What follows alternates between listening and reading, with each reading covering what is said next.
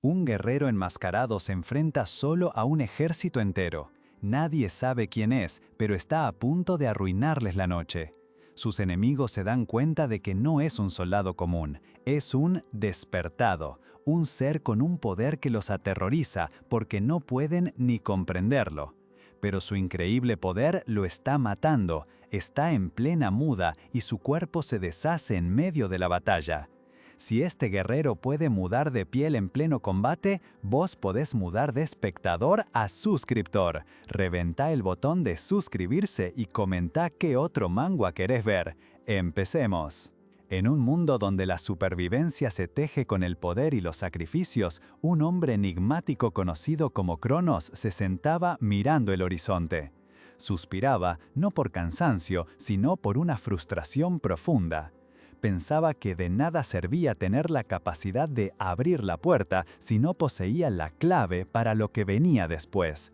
La meta, en su mente, era clara: asegurar algo llamado el néctar. Mientras tanto, la sociedad de las 7 estrellas ya estaba moviéndose.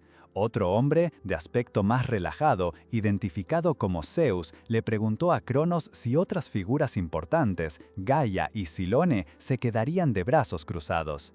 La respuesta de Cronos fue directa y tajante: me tiene sin cuidado si hablan o no. Para él, el resto del mundo y sus ideales eran irrelevantes. Zeus, con una sonrisa, aceptó la disculpa, entendiendo la mentalidad fría y calculadora de su compañero. Mientras Cronos se alejaba, pisando sin remordimiento una pequeña flor que crecía entre las grietas del pavimento, sentenció: para conseguir algo grande, los sacrificios son inevitables. La tonta de Gaia podía seguir con sus ideales, pero él no sería un iluso como ellos. Él sería el dueño de este mundo. En medio de una ciudad en ruinas, una escena del pasado se despliega. Una foto familiar que mostraba la felicidad de un padre, una madre y sus 2 hijos se tiñó de un rojo violento. Un pistolero con una frialdad escalofriante lamentaba que las cosas no pudieran ser más pacíficas. Mientras la madre gritaba desesperada junto al padre herido, este último logró identificar a su atacante. Misokami, ¡qué desgraciado! Este Misokami resultó ser un ejecutivo de la Sociedad de las 7 Estrellas, el jefe del equipo Australia Zero. Su objetivo no era la familia en sí, sino lo que ellos custodiaban. La hija de Yanagimoto, el padre herido, se había escapado con la receta del néctar. Misokami exigía saber su paradero. Con su último aliento, Yanagimoto se negó a entregarla, declarando que no dejaría que le pusieran un dedo encima a su hija. La rabia de Misokami se desató. Con el arma en mano, expresó su deseo de que los otros también vieran el final de Yanagimoto. La búsqueda del néctar se cobraba otra víctima. En medio del caos, con la sangre aún fresca, Misokami se quedó ahí, sonriendo, como si cada gota derramada fuera una victoria personal. Pero la escena no terminó con su crueldad. De la nada, un tipo encapuchado, con la cara cubierta por una máscara, apareció en medio del bosque. Él no iba a dejar que las cosas terminaran así de fácil. Los hombres de Misokami lo atacaron al instante, pero el encapuchado se movía tan rápido que parecía un fantasma. Esquivó las balas como si nada, golpeando y cortando con una eficiencia brutal. No pasaron ni unos segundos cuando ya había derribado a varios de ellos. La pelea era intensa, llena de disparos y el sonido de metal chocando. De repente, entre el estruendo, uno de los atacantes gritó, alertando a los demás: «¡Se viene Yasha! Está al menos en etapa 2, no podemos con esto solos». Esto puso a todos en pánico. El encapuchado, mientras seguía peleando, sintió una extraña sensación, como si ya hubiera vivido ese momento antes. «¡Maldita sea!», pensó para sí mismo.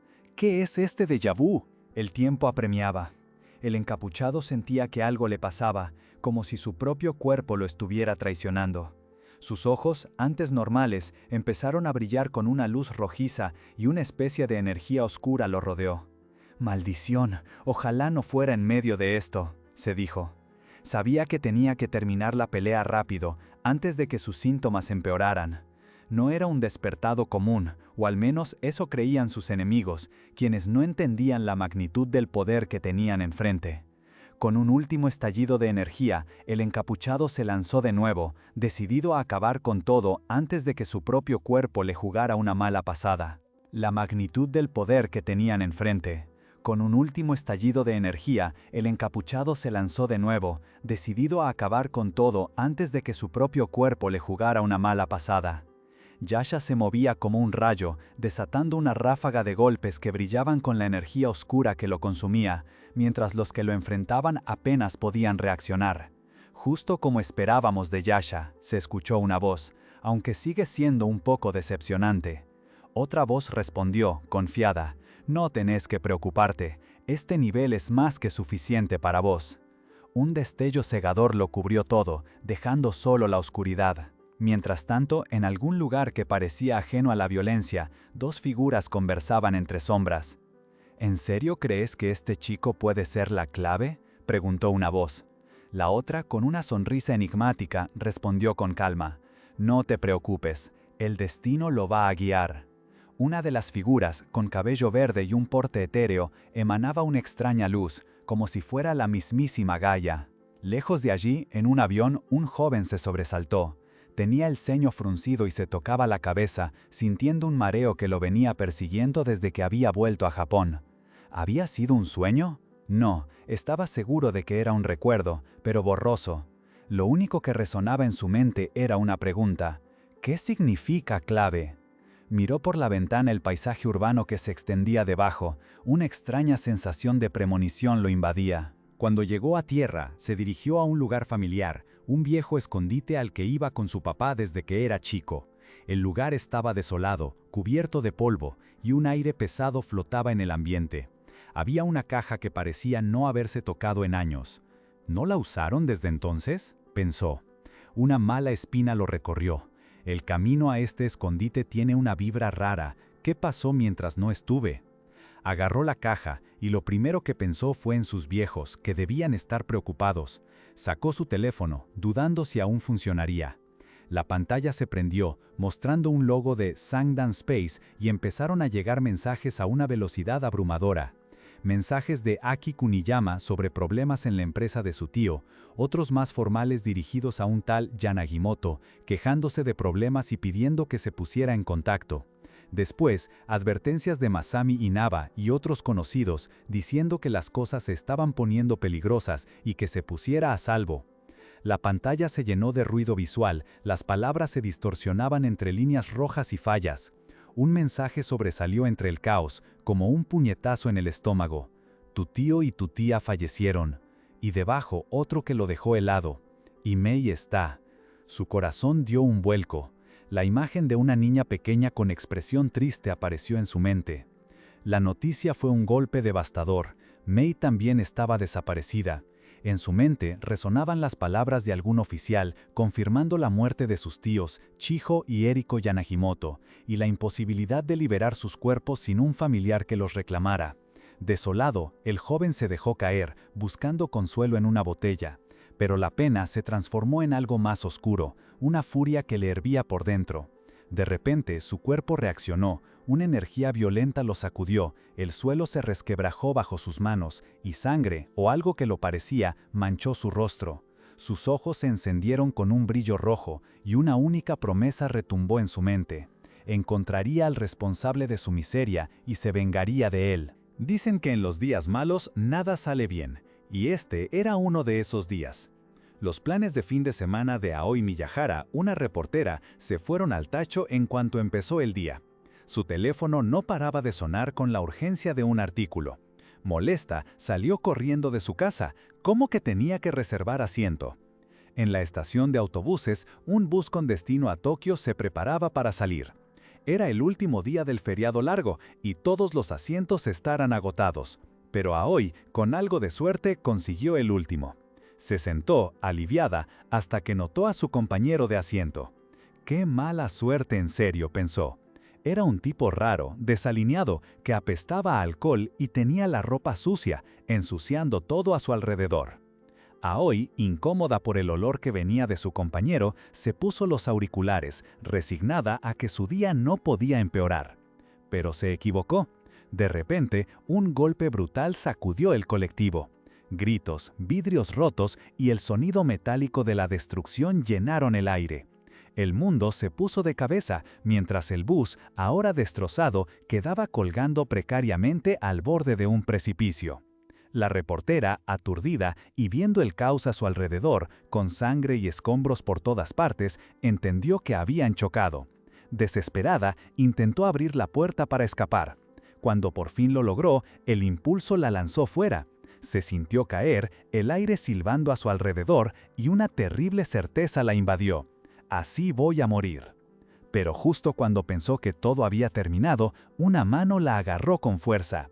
Abrió los ojos y vio a su lado al joven desalineado que apestaba a alcohol. Él la había salvado. La expresión en su rostro había cambiado por completo. Ya no parecía perdido, sino enfocado. Aoi, todavía en shock, apenas pudo balbucear un agradecimiento. Sin decir una palabra, el joven la empujó con una fuerza sorprendente, lanzándola lejos del autobús que se desmoronaba. Aoi rodó por el suelo mojado y golpeó con el cuerpo, sintiendo el dolor del impacto. Se levantó con dificultad, confundida y frustrada. «¿Qué te pasa? ¿Qué estás haciendo?», gritó, mirando al tipo que la acababa de salvar y de arrojar. Pero antes de que Aoi pudiera entender lo que había pasado, una explosión ensordecedora hizo que mirara hacia el bus. La gente gritaba, el vehículo se desprendía del precipicio y caía. Un estruendo brutal se escuchó cuando el bus chocó contra el agua de abajo, y con un último resplandor desapareció entre las olas y la espuma. Desde lo alto del acantilado, la reportera Aoi Miyahara observaba la escena, empapada por la lluvia, con el corazón en la garganta. La autopista estaba llena de autos detenidos y luces de emergencia que empezaban a aparecer. Los gritos de la gente confirmaban lo obvio, el bus había explotado y no había chance de que alguien saliera vivo de ahí. Pensó en el joven que la había tirado, el que venía desalineado, y se le heló la sangre al darse cuenta de que él también debía haber muerto en esa caída. Tanta gente se había ido en un instante. Pero de repente, un grito rompió el silencio de la lluvia. ¡Hay un sobreviviente! Aoi, sin poder creerlo, volvió a mirar hacia abajo. Y ahí estaba, el joven, el mismo que la había salvado, emergía del agua, tambaleándose pero vivo. Era casi imposible después de semejante explosión, pero lo estaba viendo con sus propios ojos. Y no venía solo, en sus brazos llevaba a otra persona arrastrándose hacia la orilla. En ese momento, la mente de Aoi hizo un clic. Era una reportera, tenía que contar esto. No había tiempo de contactar a su empresa, tenía que reaccionar ya. Respiró hondo, tomó su celular y activó la grabación. La historia se estaba escribiendo frente a sus ojos y ella iba a ser la primera en narrarla.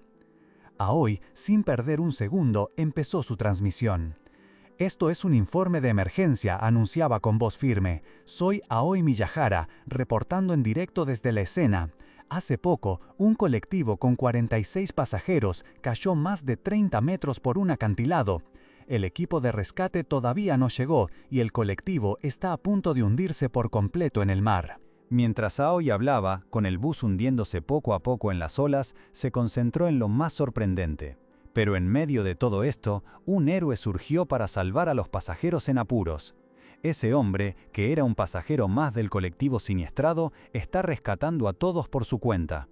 De hecho, el joven estaba allí, sacando a la gente del agua uno a uno, su mirada fija y determinada pese a la lluvia y el caos. De repente, un ping en el celular de Aoi la sacó un poco de su concentración. Era un mensaje de su jefe, furioso. «Miyahara, ¿qué significa esta transmisión de emergencia? Ni siquiera me llamaste. Pensé que ibas camino a la oficina. Este no es el momento para transmitir un accidente». Pero Aoi no dudó. Para ella era el momento perfecto. «Esta es mi oportunidad», pensó, tecleando con urgencia en su teléfono. «Tengo que dar toda la información y la situación a la oficina. No puedo perder esta oportunidad. Al menos déjenme conectar al servidor y transmitirlo». En la oficina de noticias el ambiente era un descontrol. El jefe del equipo miraba su celular con una mezcla de sorpresa y enojo, mientras otros compañeros estaban igual de confundidos. Uno de ellos, después de un momento, tomó una decisión y encendió la señal. «Estamos al aire». De vuelta en el lugar del accidente, Aoi escuchó un ruido ensordecedor. Miró hacia el agua y vio que el colectivo, que seguía parcialmente a flote, estaba volteándose por completo. Antes de ser devorado por las olas, se sumergió sin dejar rastro. Aunque el colectivo ya no se veía, el caos no paraba. Una mujer desesperada gritaba que su hijo seguía adentro. Otros intentaban calmarla, pero ella insistía. ¿De qué servía que la salvaran a ella si su pibe se quedaba ahí? Si su pibe se quedaba ahí. El joven, que había estado a salvo en la orilla, escuchó sus gritos, miró el punto donde el autobús se había hundido y sin dudarlo se zambulló de vuelta al agua, ignorando la lluvia y la furia del mar. Aoi Miyahara lo vio, sorprendida, mientras él se sumergía. Bajo el agua, en la oscuridad, los ojos del joven empezaron a brillar con una luz dorada. Era como si el agua no fuera un obstáculo, sino un medio para ver más claro. Pudo visualizar el interior del colectivo, los asientos volteados, los escombros flotando. Buscó entre el desastre y no tardó en encontrar al niño, acurrucado, atrapado entre los restos. Una energía recorrió al joven mientras se movía, esquivando y empujando obstáculos con una fuerza sobrenatural. Con cuidado, alcanzó al pibito y lo abrazó, protegiéndolo de todo lo que los rodeaba. Mientras tanto, arriba, Aoi seguía filmando, ansiosa. Había visto al joven tirarse de cabeza, pero no lo veía salir.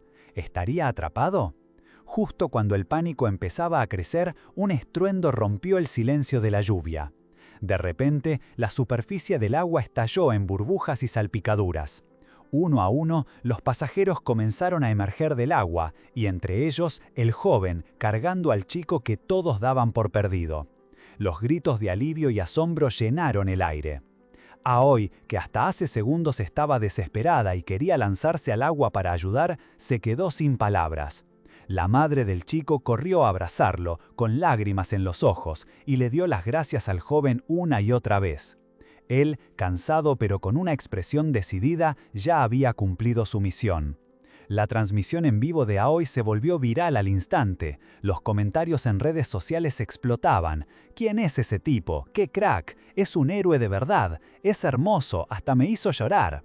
Mientras los helicópteros de rescate y las ambulancias llegaban al lugar, la imagen del joven, empapado y exhausto pero triunfante, se grababa en la mente de todos. Era un héroe surgido de la nada, que había salvado un montón de vidas. Pero la historia del accidente no terminaba ahí.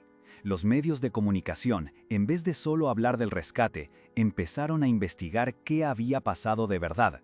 Pronto se reveló que la colisión del colectivo no fue un simple accidente. Había testimonios de disparos y la policía sospechaba que todo fue por un conflicto entre organizaciones criminales. Lo que parecía un caos vehicular en la ruta, en realidad era el escenario de una batalla oculta que terminó con la vida de 200 personas. La gente se empezaba a preguntar, ¿qué está pasando con la seguridad en la sociedad? Y en medio de todo ese revuelo, el héroe sin nombre que había salvado tantas vidas simplemente desapareció.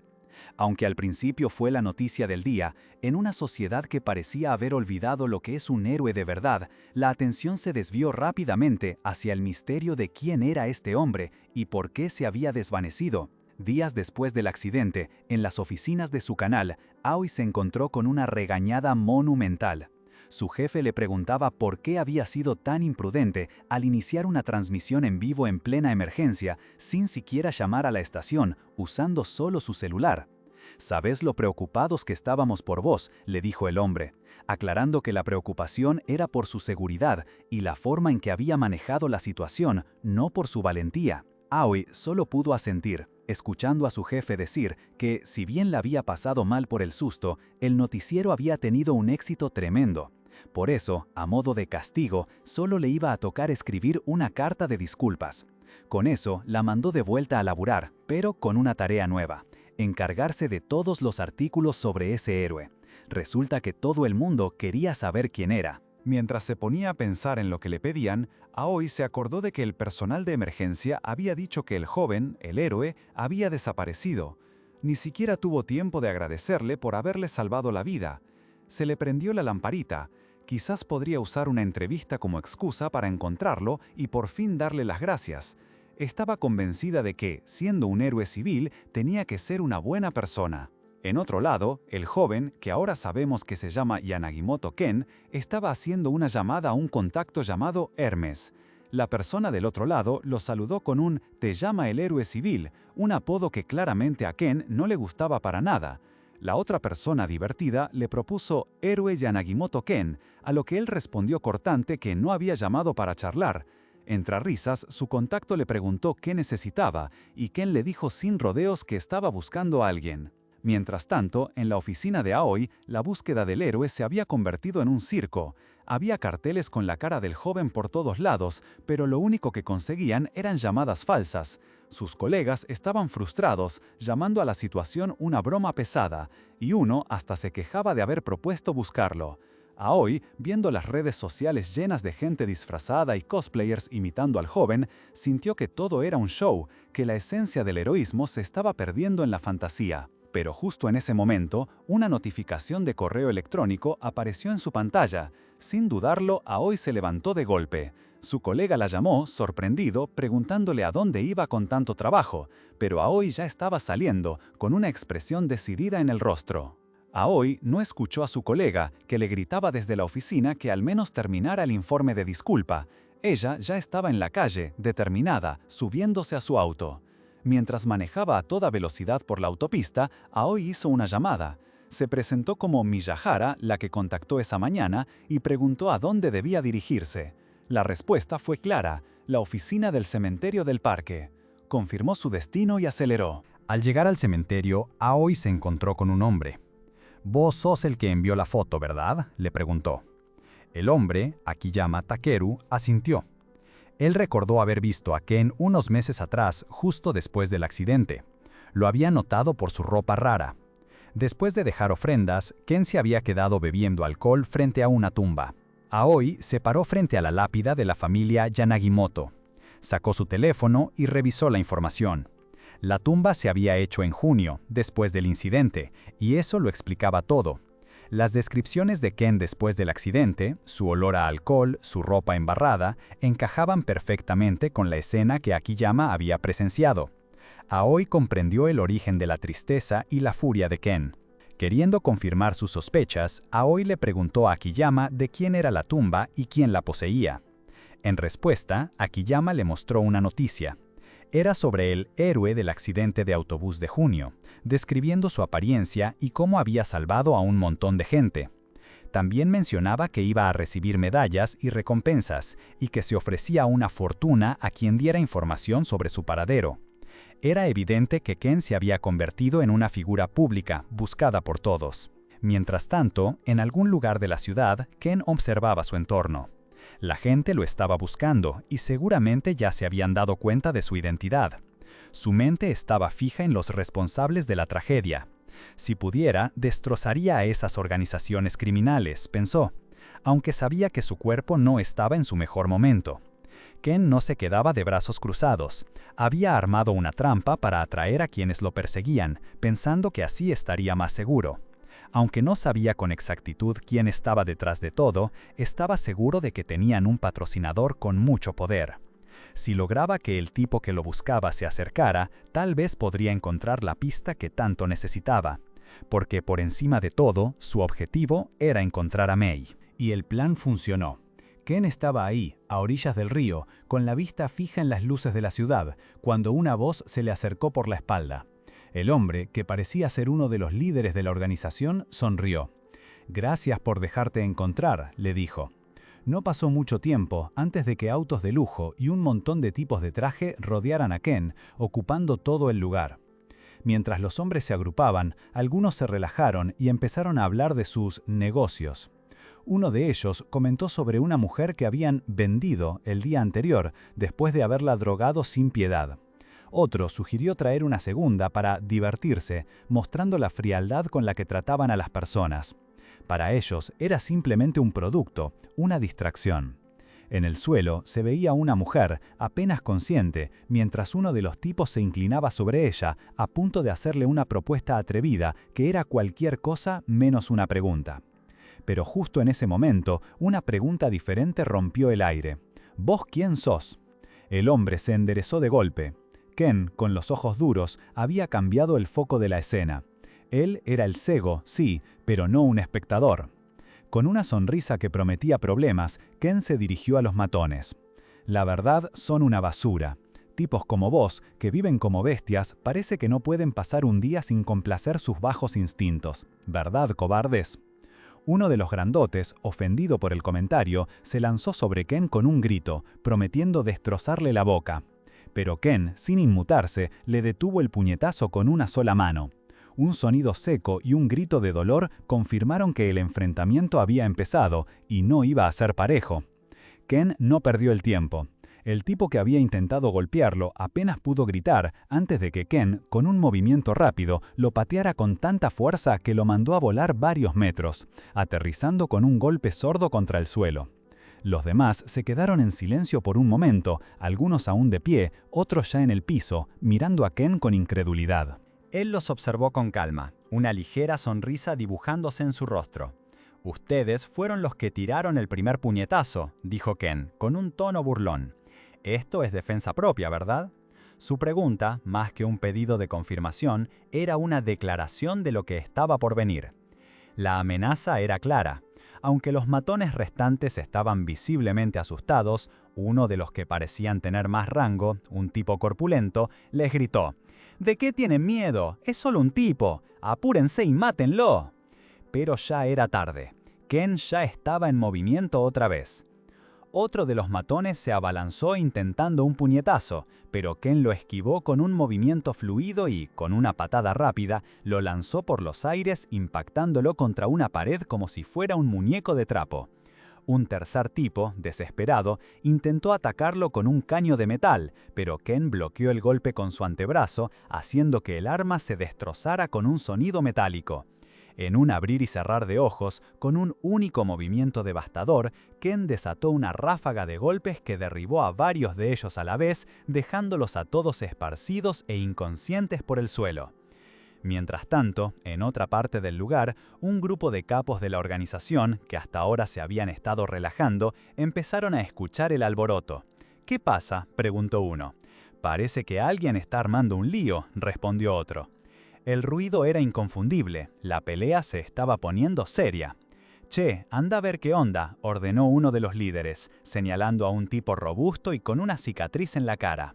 El hombre asintió, con una expresión seria. «Entendido». Mientras caminaba hacia el origen del caos, otro de los capos comentó: «Parece un tipo duro, ¿no?». Pero lo que el tipo duro encontró al llegar no fue lo que esperaba. Se detuvo en seco, sus ojos se abrieron de par en par. Ahí estaba Ken, de pie entre los cuerpos caídos de todos los matones que ahora yacían inconscientes por el suelo. Se sacudió el polvo de la ropa con total tranquilidad, como si acabara de dar un paseo. El tipo de la cicatriz no podía creer lo que veía. «¿Vos?», balbuceó. «¿Quién sos vos?». Ken lo miró con esa misma sonrisa burlona. «Solo un civil que pasaba por acá», respondió. «Se estaba poniendo ruidoso, así que vine a ver qué onda». El capo, visiblemente irritado por la burla de Ken, no dudó en lanzarse a la pelea. Con un puñetazo directo, buscó terminar con la insolencia de ese supuesto civil. Pero Ken ni se inmutó. Con un movimiento rápido y casi casual, detuvo el golpe del tipo como si nada. La cara del capo se desfiguró de sorpresa. Antes de que pudiera reaccionar, Ken soltó una patada con una fuerza brutal que lo mandó a volar. El grandote terminó tirado en el piso, fuera de combate, mientras los demás criminales miraban boquiabiertos. Pero la cosa no terminó ahí. Otro tipo de la banda, furioso al ver a su jefe caer, sacó lo que parecía ser una especie de arma paralizante y le gritó a Ken que se muriera. Ken ni siquiera se detuvo a mirar. Con una velocidad que apenas se podía seguir, esquivó el ataque y se encargó de este nuevo grupo de matones. Un par de golpes y ya estaban todos en el suelo, retorciéndose de dolor. Justo en ese momento, las luces de un auto se encendieron. Era otro capo que había llegado al lugar y al ver el desastre se lanzó con el vehículo directo hacia Ken, con la intención de atropellarlo. «¡Morite de una vez!», le gritó desde el volante. Pero para Ken fue como si un juguete lo estuviera atacando. Con un brillo rojo en sus ojos, desarmó el auto con una facilidad aterradora, dejándolo hecho pedazos. Él se mantuvo de pie, intacto, con esa misma sonrisa confiada, y sus ojos brillando con una intensidad sobrenatural. Se acercó al capo que intentó atropellarlo, quien ahora estaba tirado en el suelo temblando de miedo. Ken se agachó y lo levantó por el cuello, su sonrisa aún en el rostro, pero ahora con un aire más oscuro. El tipo apenas podía respirar, su rostro lleno de terror. «Y yo», intentó decir, la voz temblándole. «No te preocupes», le dijo Ken con una calma que helaba la sangre. «No te voy a matar». El tipo apenas pudo jadear, sorprendido por esa respuesta. Mientras tanto, otro de los cautivos que Ken había liberado, una víctima de esa banda criminal, empezaba a reaccionar. Ken se acercó a esa persona y le dijo que estuviera tranquila, que todo esto terminaría pronto, sin dejar de mirar al capo arrodillado. «¿No es así, Yosuke-kun?», le preguntó Ken, y sin esperar respuesta, le exigió el celular. Ken ya sabía quién era Yosuke Maeda y que su papá era un miembro importante del Parlamento. Su objetivo era usar esa conexión como un trampolín para investigar más a fondo la organización. Así que, sin dudarlo, marcó el número del padre. El político, furioso, empezó a regañar a Yosuke por teléfono, sin saber quién lo había levantado. Ken lo interrumpió y con su tono tranquilo y burlón le soltó toda la verdad. Yosuke estaba metido en asaltos, secuestros y tráfico de personas. Tenía todas las pruebas, incluyendo un video de cuando Yosuke intentó atropellarlo, y hasta al traficante de drogas ahí mismo, en la escena del crimen. El padre, acorralado, quiso negociar. «¿Cuánto querés?», preguntó. Ken fue directo. 100 millones de yenes y una promesa escrita de que no le van a hacer nada a la víctima. El político se indignó, pensando que era una broma, pero Ken no bromeaba. «¿Y si no, querés que transmita todo esto en vivo ahora mismo?», le preguntó, mostrando el celular. El silencio del otro lado de la línea fue la respuesta. El padre intentó regatear a 50 millones y Ken, siempre con esa sonrisa, aceptó. La condición, el pago debía ser en billetes grandes y viejos, imposibles de rastrear, junto con la promesa de no molestar más a la víctima. «Al fin nos entendemos», dijo Ken, satisfecho. «Mañana a las 6 de la mañana, en este mismo lugar. Te espero». La conversación terminaba, pero para Ken esto era solo el principio de su verdadera investigación. Mientras Yosuke, el hijo del político, quedaba en el suelo, completamente derrotado, Ken se acercó a la víctima, una mujer visiblemente asustada sentada en un banco. «Perdón por hacerte esperar», le dijo con una sonrisa. Le explicó que, aunque quisiera irse rápido, las pesadillas la perseguirían si no enfrentaba la raíz de su miedo. En ese momento llegaron los hombres del parlamentario con la valija llena de plata. Ken recibió el dinero que había exigido, 50 millones de yenes, la recompensa por la liberación y seguridad de la víctima. La mujer, asombrada, intentó agradecerle, llamándolo su salvador. Pero Ken, con su típica indiferencia, la cortó en seco. «No tenés por qué agradecerme», le dijo dándose la vuelta. «No te ayudé por buena onda, y no soy ningún salvador, solo soy un maleante más que andaba por acá». Su mensaje era claro, no quería reconocimiento ni apego. Lejos de ahí, el padre de Yosuke estaba que ardía de rabia.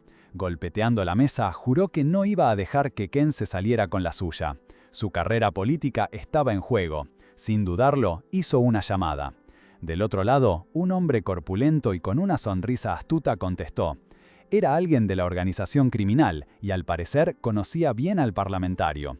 «¿Qué pasó, sensei?», le preguntó con un tono de interés.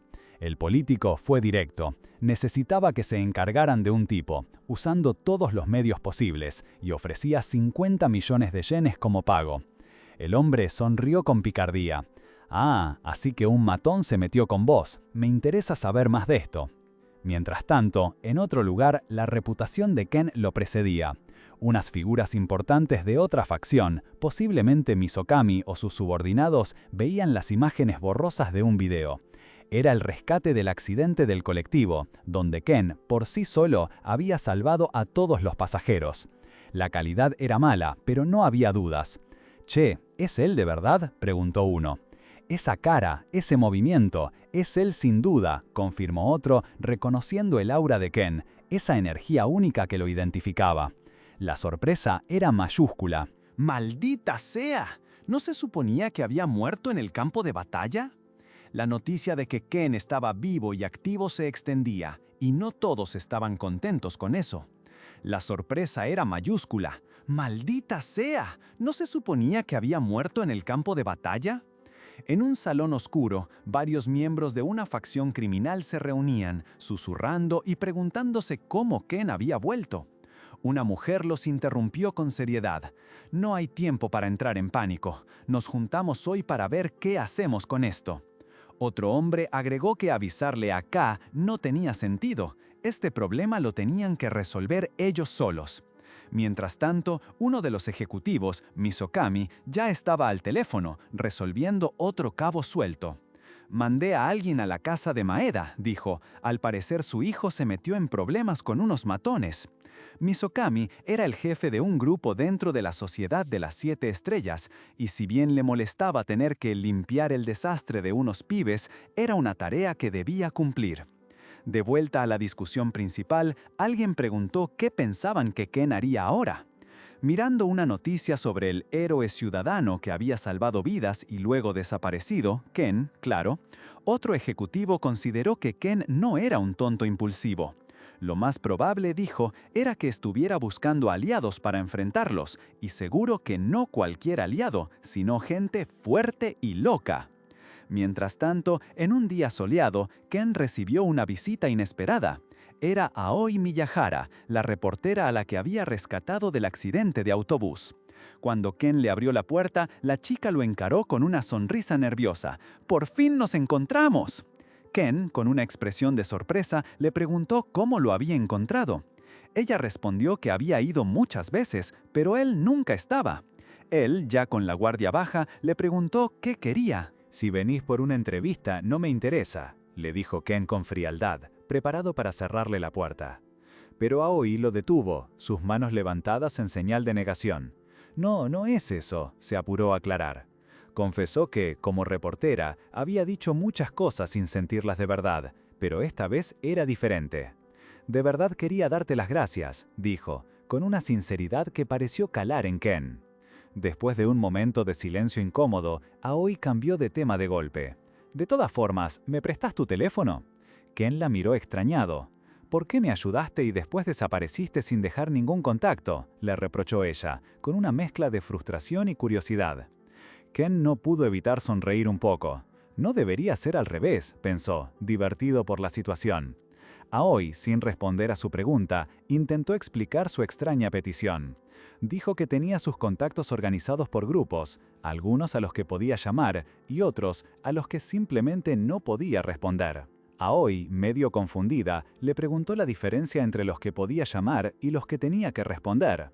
Él le aclaró que los primeros eran gente importante, pero los segundos eran personas a las que no podía negarse a contestar, porque si no, se armaba un problema gigante. Justo ahí, Ken soltó una sonrisa que a Aoi le pareció que lo transformaba en otra persona. Para agradecerle de verdad, Aoi le propuso invitarlo a un café. Se sentaron a conversar y en medio de la charla, Ken miró un viejo recorte de periódico que hablaba de él como el héroe del accidente del autobús. Con una mueca de sarcasmo, comentó: «¡Qué mundo tan genial en el que vivimos!, ¿no te parece?». Lo que no sabía es que mientras ellos charlaban, un tipo corpulento y con una sonrisa medio chueca los observaba desde la distancia, con un papel en la mano, comentando para sí mismo algo sobre un matón coqueteando en un café. Después de la charla, Aoi se despidió de Ken, sintiéndose satisfecha de haberle agradecido. Mientras se iba en el taxi, repasó mentalmente la tarde. Le dio las gracias, lo invitó a un café, charlaron, incluso caminaron un rato. Y de repente le cayó la ficha. «Un momento, ¿esto no fue como una cita?», pensó, medio aterrada, y se apuró a escapar de lo que parecía una situación muy extraña. Ken la vio irse en el taxi, pero apenas se quedó solo, una sensación rara lo invadió. De la nada, un grupo de hombres se le acercó. Uno de ellos, Keisuke Hieda, se presentó como director de una agencia de investigación y le tendió una tarjeta. Le explicó que habían recibido un reporte sobre un ataque a estudiantes y que querían su cooperación. Ken tomó la tarjeta y, con una sonrisa que no prometía nada bueno, aceptó. «Claro que vamos a cooperar», dijo, y agregó, «un crimen tan atroz como ese». La noche se hizo más oscura y Ken se quedó solo en la calle con una nueva partida a punto de empezar. Mientras tanto, en otro rincón de la ciudad, el corpulento líder criminal contratado por el padre de Yosuke repasaba los detalles del reciente ataque a estudiantes. Hablando con sus hombres, no pudo evitar mostrar su desprecio por las víctimas, sugiriendo que algo habrían hecho para merecerlo, y que encima usaban su plata para hacerse las víctimas. Sin darle mucha importancia al asunto, soltó una frase que resonaba a burla. Con respecto a este caso, hay buenas y malas noticias. ¿Saben cuáles son? El tipo se detuvo frente a Ken, apuntándole con su arma. «Ya me hartó tu charla molesta», le dijo, con una sonrisa que no auguraba nada bueno. Pero Ken, lejos de inmutarse, le devolvió la mirada con una calma sorprendente. «Solo quiero preguntarte una cosa», le dijo. «¿Ya le avisaste a tu cliente que me tenés capturado?» El líder, con una expresión de superioridad, le respondió: «No, todavía no. Al menos no hasta que te mate». Ken simplemente arqueó una ceja. «¿Ah, sí?» En un parpadeo, la sonrisa de Ken se ensanchó y sus ojos se encendieron con un brillo amarillento. Antes de que el otro pudiera reaccionar, el arma voló de su mano. Ken se movió como un rayo, esquivando el disparo y agarrando al líder por el cuello, arrojándolo al suelo con una fuerza brutal. Sus subordinados, atónitos, intentaron reaccionar, algunos sacando cuchillos, pero Ken los despachó en segundos, dejándolos fuera de combate con un par de golpes certeros. Volviendo sobre el líder que se retorcía en el piso, Ken lo tomó de la pierna y con una frialdad que helaba la sangre, le clavó el cuchillo que uno de sus hombres había soltado. El líder gritó de dolor. Ken lo miró fijamente y con una sonrisa burlona usó sus propias palabras en su contra. «Así que, para vos también, tengo buenas y malas noticias». El hombre lo miró, aterrorizado. «La buena noticia es que no te voy a matar. La mala es que no te voy a matar». Ken se puso de cuclillas a su lado. «Ahora, ¿qué vas a hacer? Cuento hasta 3». Ken empezó la cuenta regresiva, y el líder criminal se retorcía en el piso, bañado en sangre, incapaz de responder por el dolor y el miedo. El protagonista, sin inmutarse, le volvió a preguntar qué iba a hacer, sus ojos brillando con esa intensidad amarillenta que ya conocíamos. La respuesta no llegaba. Ken, con una calma aterradora, le recordó que intentar ganar tiempo era inútil y que si no le contestaba era porque sus oídos ya no funcionaban. El hombre, al borde del colapso, apenas pudo balbucear un «espera un momento», antes de que Ken lo atacara de nuevo, obligándolo a sentir un dolor insoportable. Los gritos resonaron en la noche. Quebrantado, el líder criminal finalmente soltó: «Lo entendí, no voy a volver a aparecerte enfrente nunca más». Pero a Ken no le interesaba si el tipo iba a desaparecer o no. Cuando el criminal le ofreció el pago completo del trabajo y hasta un extra, Ken lo cortó en seco. «No te confundas, no es por la plata. Lo único que quería era el celular del tipo. Ahí, seguramente, estaba el contacto de quien lo había contratado». El líder criminal se horrorizó. «¡Cualquier cosa, menos eso!», gritó, desesperado. Ken simplemente lo miró con una sonrisa torcida. «Parece que todavía no entendés la situación, ¿no?». Y con un brillo en los ojos que el otro conocía bien, le lanzó la pregunta clave. «¿No me digas que sabés quién es el cliente?». El criminal, con un escalofrío, soltó el nombre: «La Sociedad de las 7 Estrellas». Ken se puso de pie, su sombra cubriendo al hombre arrodillado. El líder criminal, aún aterrorizado, no podía creer que Ken ya supiera y aún así se hubiera metido con ellos. Trató de advertirle, de hacerlo entrar en razón. «La Sociedad de las 7 Estrellas no es algo que puedas manejar solo. Meterte con ellos es declararle la guerra». Les explicó que controlaban la política y los medios, que tenían una fortuna inmensa a su disposición. La influencia de esta organización era tan grande que, según él, hasta el mismísimo presidente era su marioneta. El líder criminal, con la cara desfigurada por el dolor y el miedo, le rogaba a Ken que entendiera la gravedad de la situación. «Nadie puede enfrentarse a esos 7», le advirtió, mencionando en particular a Yugo Misokami, una pieza clave de la sociedad. Insistió en que Ken no solo no conseguiría su venganza, sino que tendría que huir del país o su vida estaría en peligro. Incluso le ofreció contactarlo con un médico para que le cambiara la cara, sugiriéndole que se desapareciera para siempre. Pero Ken, para sorpresa del torturado, no mostró ni una pizca de interés. Con una frialdad perturbadora, se limitó a meterse el dedo en la oreja, como si el otro estuviera diciendo puras tonterías. «Agradezco el consejo», le dijo Ken, agachándose a su altura. «Pero esto no es un trato, ni una colaboración. Tenés una sola opción. Dame tu celular». Con una sonrisa que helaba la sangre, Ken le puso la pistola en la sien. «¿O es que tenés los oídos tapados? Parece que sí. ¿O tenés algo en los ojos? ¿Qué vas a hacer?». Mientras Ken se ocupaba de sacar la información necesaria, en otro lado, Misokami, el pistolero de la Sociedad de las 7 Estrellas, observaba el desorden que Ken estaba causando. ¿Debería limpiarles el desastre?, se preguntó con una voz gélida, no por preocupación, sino por fastidio. Lejos de la escena de la tortura, otros criminales que apenas habían logrado escapar de Ken corrían despavoridos, todavía sintiendo el terror del encuentro.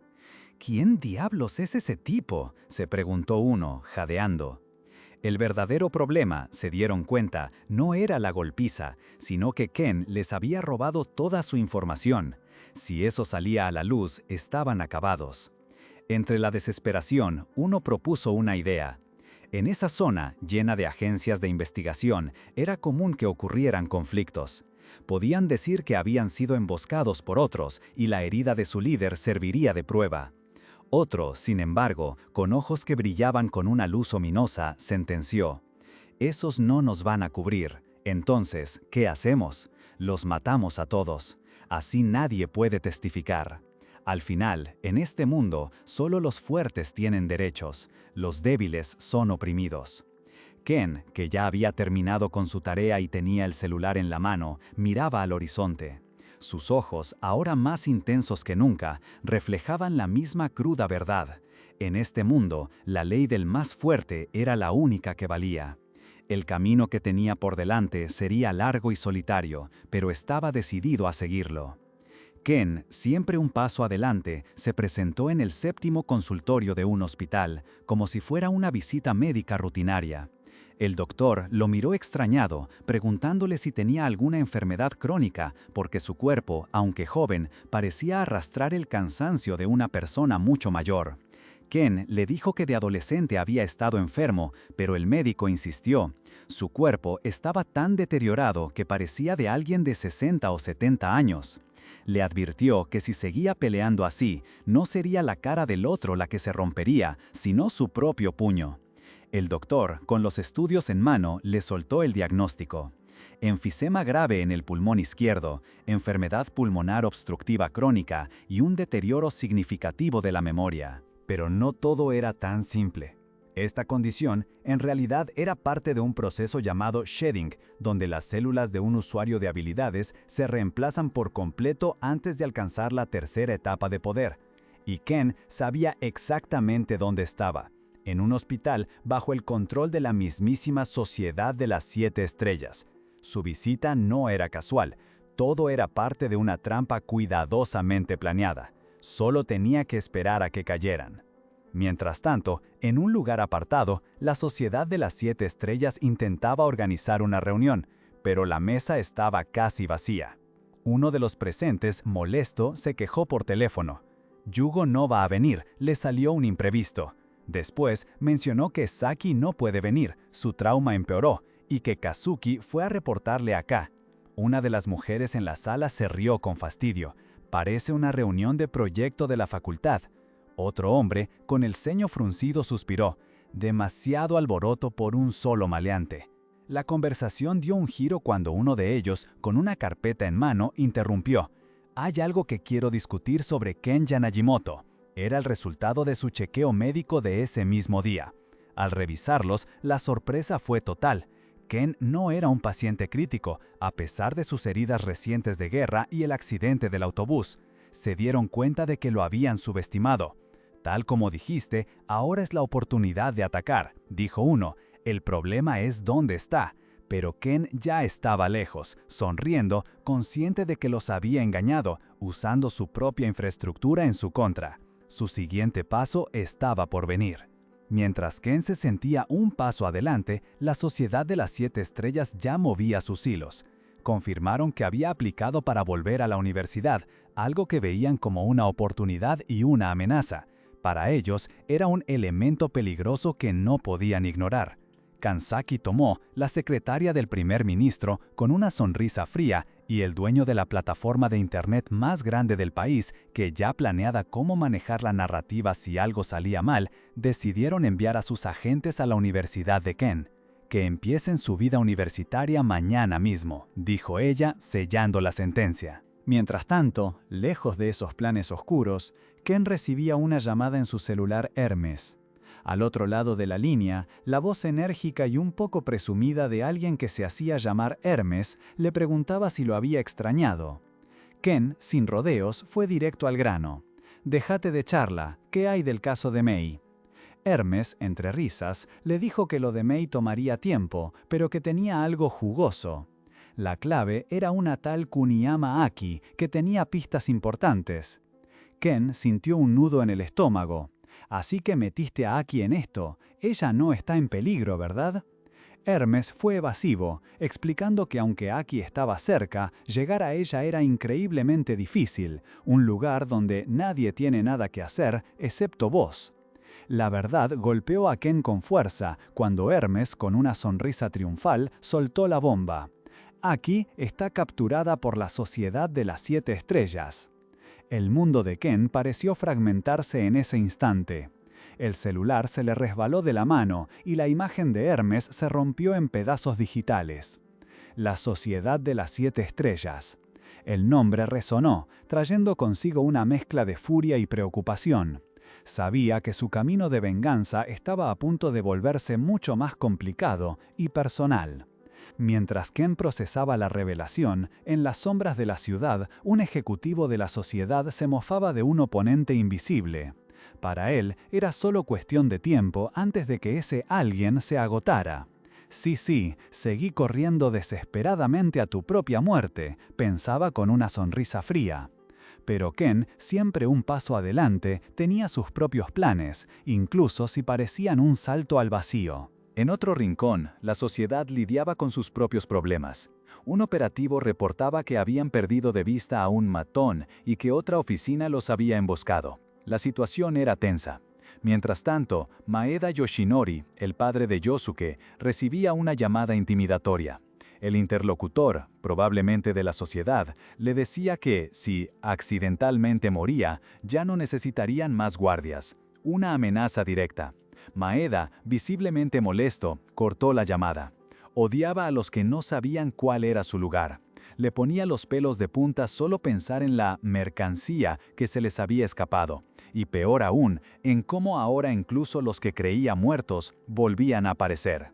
En la oficina principal, Misokami, uno de los ejecutivos más crueles, no ocultaba su frustración. Junto a Kansaki Tomoe, la secretaria del primer ministro, se quejaba de cómo esos interferían constantemente y cómo los que debían resolver la situación eran completamente inútiles. Tomoe, visiblemente afectada por la presión, parecía ahogarse en la desesperación, mientras Misokami reflexionaba con cinismo sobre si debía cortarles la lengua a los problemáticos, sabiendo que, mientras tuvieran ojos y dedos, seguirían enviando mensajes. Justo en ese momento, un subordinado interrumpió la conversación, informando que la Sociedad de las 7 Estrellas quería hablar sobre Yanagimoto Ken. Misokami, sin inmutarse, solo dijo que iría pronto. Mientras, Kansaki Tomoe, con una expresión sombría, dio una orden. Vigilen a esta y llévenla a otro lugar. Era Kuniyama Aki. Afuera, en las calles, los agentes de la sociedad se quejaban de lo problemática que era mientras la escoltaban. Si solo hubiera sido un cebo dócil, no le hubieran tratado tan mal. Pero el destino, o más bien Ken, tenía otros planes. De repente, uno de los agentes se dio cuenta de una presencia. «¡Hey! ¿Qué haces?», gritó. Aki, sorprendida, susurró. «¿Ken-kun?». Ahí estaba Ken, en medio de la calle, con un cigarrillo en la boca y una mirada fría. ¿Quién sos vos?, preguntó, desafiante. La pregunta, sin embargo, parecía más retórica.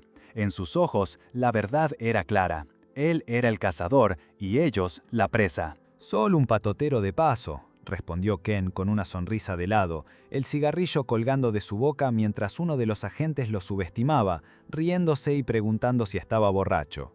Pero la subestimación duró poco. Antes de que el agente pudiera decir otra palabra, Ken se movió como un rayo. Con un solo golpe, lo tiró al suelo, dejando una marca en el asfalto. Los otros agentes se quedaron helados. Ken, con una mirada fría, se dirigió a ellos. «Bebé hasta que caigas, emborrachate bien y después anda a causar problemas, dale». Uno de los agentes, indignado, gritó «¡Maldito bastardo!» y se le fue encima. Pero Ken lo paró en seco, le agarró la cara y lo estampó contra un auto cercano. El vidrio se hizo añicos y el agente cayó al suelo, la sangre manchando la calle. Ken se inclinó sobre él con un tono burlón. Che, eso no está bueno. Aunque estés borracho, no tenés que pegarle así a tus compañeros, y tampoco tenés que reventarte la cabeza contra un auto. Tenés un mal hábito para tomar. Este auto es caro, ¿sabés? Así que cuando estás borracho, lo mejor es que duermas tranquilo». Mientras Ken terminaba de desactivar a los agentes, una voz lo sacó de su trance de cazador. «Ken-kun». Kuniyama Aki, la mujer a la que custodiaban, lo miraba con una mezcla de alivio y angustia. «Llegás tarde». Ken, casi al instante, cambió su semblante de depredador a uno de preocupación. Se acercó a ella, tomándola de la mano. «Lo siento, fue toda mi culpa». Aki, aún con un nudo en la garganta, le dio una pista crucial. «Yo me había escapado al país vecino, al norte. Escuché a Misokami hablando de eso». La revelación de Aki se conectó con otra pieza del rompecabezas. En su celular, la voz de Hermes confirmaba la misma información, añadiendo que si Mei realmente estaba en el norte, la sociedad tendría problemas para recuperarla. Al mismo tiempo, las voces de la Sociedad de las 7 Estrellas se escuchaban, frustradas por la fuga de Mei. «Maldición, justo cuando nos ocupamos de sus padres, esa mocosa sigue causando problemas. Si hubiéramos puesto una excusa y la hubiéramos retenido un día más, las mercancías de Yanagimoto ya estarían en nuestras manos». El rostro de Ken se endureció. La pieza final encajó.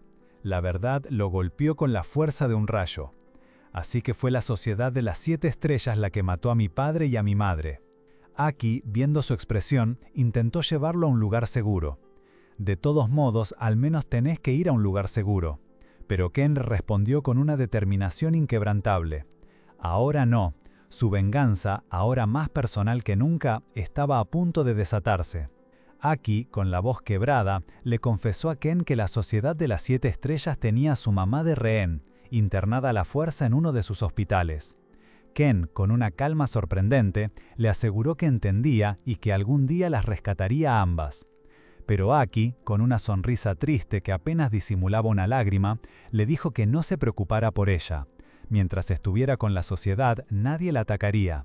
Le preocupaba más Ken, y le recordó con nostalgia los tiempos en que él y Mei jugaban inocentemente, señalando cuánto había crecido. Ken, sin embargo, no tenía tiempo para sentimentalismos. Cortó el momento y preguntó, directo al grano, ¿qué harían ahora? Sus planes eran claros. Por ahora hay cosas que necesito investigar y gente que necesito conocer. Y para eso, Ken tenía un movimiento inesperado. Iba a volver a la universidad. Mientras tanto, en las sombras de la Sociedad de las 7 Estrellas, los altos mandos estaban en plena reunión. Kondou Kazuki, el jefe del departamento de inteligencia, estaba al tanto de la situación de Ken, incluyendo que estaba gravemente herido por su proceso de shedding. Kazuki, con una sonrisa fría y calculadora, dejó en claro que no desaprovecharía la oportunidad. Iba a encargarse de Ken antes de que se recuperara, usando cualquier vacío legal que encontraran. Preguntaron qué tipo de agentes enviaría, y Kazuki no dudó. «Mandaré a 2 personas que están en la segunda etapa». Aunque había una mínima chance de que estos agentes despertaran y se volvieran más poderosos, para Kazuki no era un gran problema, solo un detalle algo decepcionante.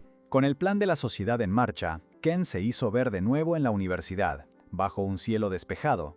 Para sorpresa de nadie, apenas pisó el campus, un viejo amigo lo reconoció y le gritó, completamente choqueado, que lo daba por muerto. Ken, con su usual sarcasmo, le dijo que su grito le había arruinado cualquier atisbo de nostalgia. Su amigo, frustrado, le preguntó dónde había estado los últimos 5 años. Ken, tranquilo, inventó que había estado estudiando afuera y conociendo gente. Su amigo, conociendo su historial, le tiró una pregunta. «¿No estás haciendo nada turbio otra vez, no?» Ken, con una expresión que decía «claro que no», pensó para sí mismo en todas las cosas turbias que implicaban, por ejemplo, la extorsión. Él le hizo un gesto de pistola con la mano a su amigo, como si le estuviera apuntando, mientras le decía que las cosas que hacía no eran turbias de verdad. Su amigo, cansado, le pidió que dejara de jugar con las palabras. En ese momento, Ken notó un grupo de gente que entraba al campus y le preguntó a su amigo quiénes eran. El amigo le explicó que eran del grupo Paraíso, que venían de un país del norte. Ken, con su típica ironía, preguntó si estaban cosplayando de mafia en la universidad. Pero su amigo lo corrigió, la realidad era mucho más complicada que un simple cosplay. Japón estaba atravesando una situación internacional delicada, ya que el petróleo estaba siendo reemplazado por una nueva energía, la Awakeneri, capaz de despertar habilidades especiales en las personas. Como Japón era el desarrollador de esta energía, el país se había llenado de gente despertada, y con ellos las organizaciones del bajo mundo también se habían movido. Estas personas estaban en el país con la excusa de un intercambio cultural, pero en realidad eran espías. Ken, con esa mirada que lo caracteriza, no se tragó la explicación. «No», dijo con frialdad, «son mafias, tal cual». Su amigo le detalló que, además de Paraíso del Norte, estaban Corriente Pura del Este y Hangrang de Japón. Para evitar conflictos mayores, estas organizaciones habían impuesto una regla: si tenías un problema, lo arreglabas a duelo. El comité estudiantil, que en teoría debía mediar, había perdido toda su autoridad. Ken, que no tenía tiempo para esas tonterías, se quejó de que le hacían perder el tiempo. Justo en ese momento, uno de los miembros de Paraíso se le acercó y le dijo: «¡Hey, estás estorbando!». Ken lo miró con una sonrisa helada y le espetó: «¡Perdete!». El miembro de Paraíso se enojó. Su amigo intentó interponerse, pero otro de Paraíso, con una sonrisa burlona, le preguntó: «Tu cuerpo es muy grande, ¿no?». El primero, ya completamente irritado, le dijo a Ken que nunca lo había visto antes y que parecía estar subestimando al Hangrang, el grupo japonés.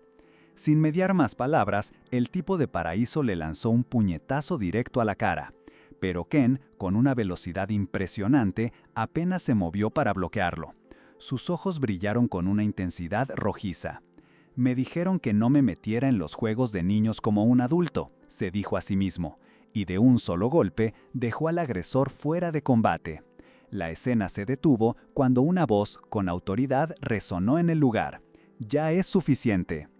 Al instante, un grupo de personas con ropa oriental se acercó, y entre ellos una mujer de pelo negro largo de la organización Hangrang.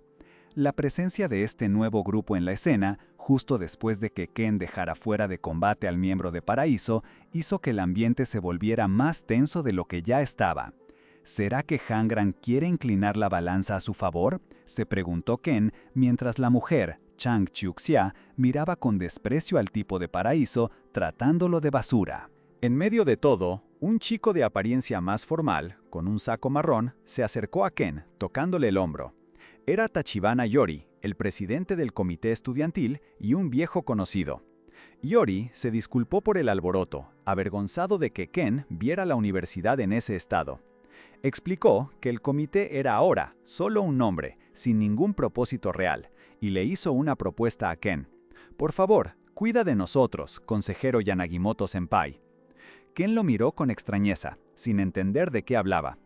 Yori, al darse cuenta de la confusión de Ken, le preguntó si el profesor Sawayama no le había explicado nada. Parece que el profesor había arreglado todo a sus espaldas, diciendo que traería a una persona increíble como consejero. Ken, con una media sonrisa en la cara, pensó: «¡Qué atrevido! ¿Cómo te atreves a engañarme así?». Aún así, Ken no dejó pasar la oportunidad de poner las cosas claras.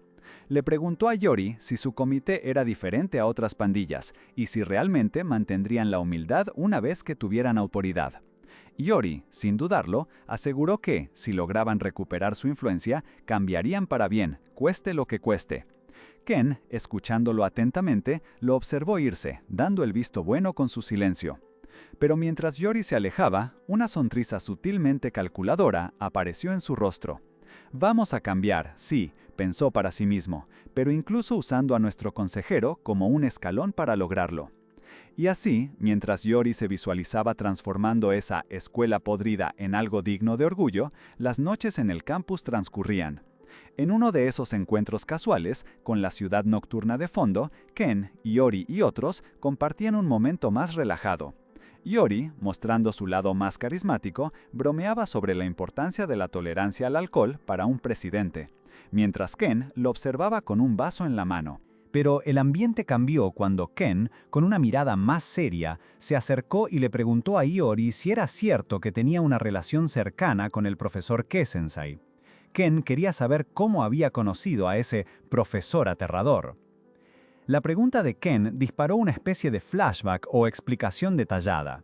Se reveló que el profesor no era aterrador por ser un abusador, sino por ser un justiciero implacable. En el pasado, Ke-sensei se había enfrentado a un grupo de estudiantes matones que se dedicaban a hostigar a los más débiles. Con un rostro serio y una presencia imponente, Ke-sensei los había confrontado, dejando claro que sentía repudio por su comportamiento. Les dijo que parecían sobreestimarse y que estar cerca de ellos le daba asco, dejando a varios de los acosadores tirados en el suelo, golpeados y sangrando. Fue en medio de este caos que Ke-sensei notó a uno de los estudiantes caídos. Su cuerpo temblaba sin control, con la piel pareciendo desgarrarse. Con una mirada de comprensión, el profesor se agachó y le dijo: «Vos, parece que tenés los mismos síntomas que yo tuve. Tu cuerpo y tus sentidos se sienten como si te estuvieran destrozando, ¿verdad?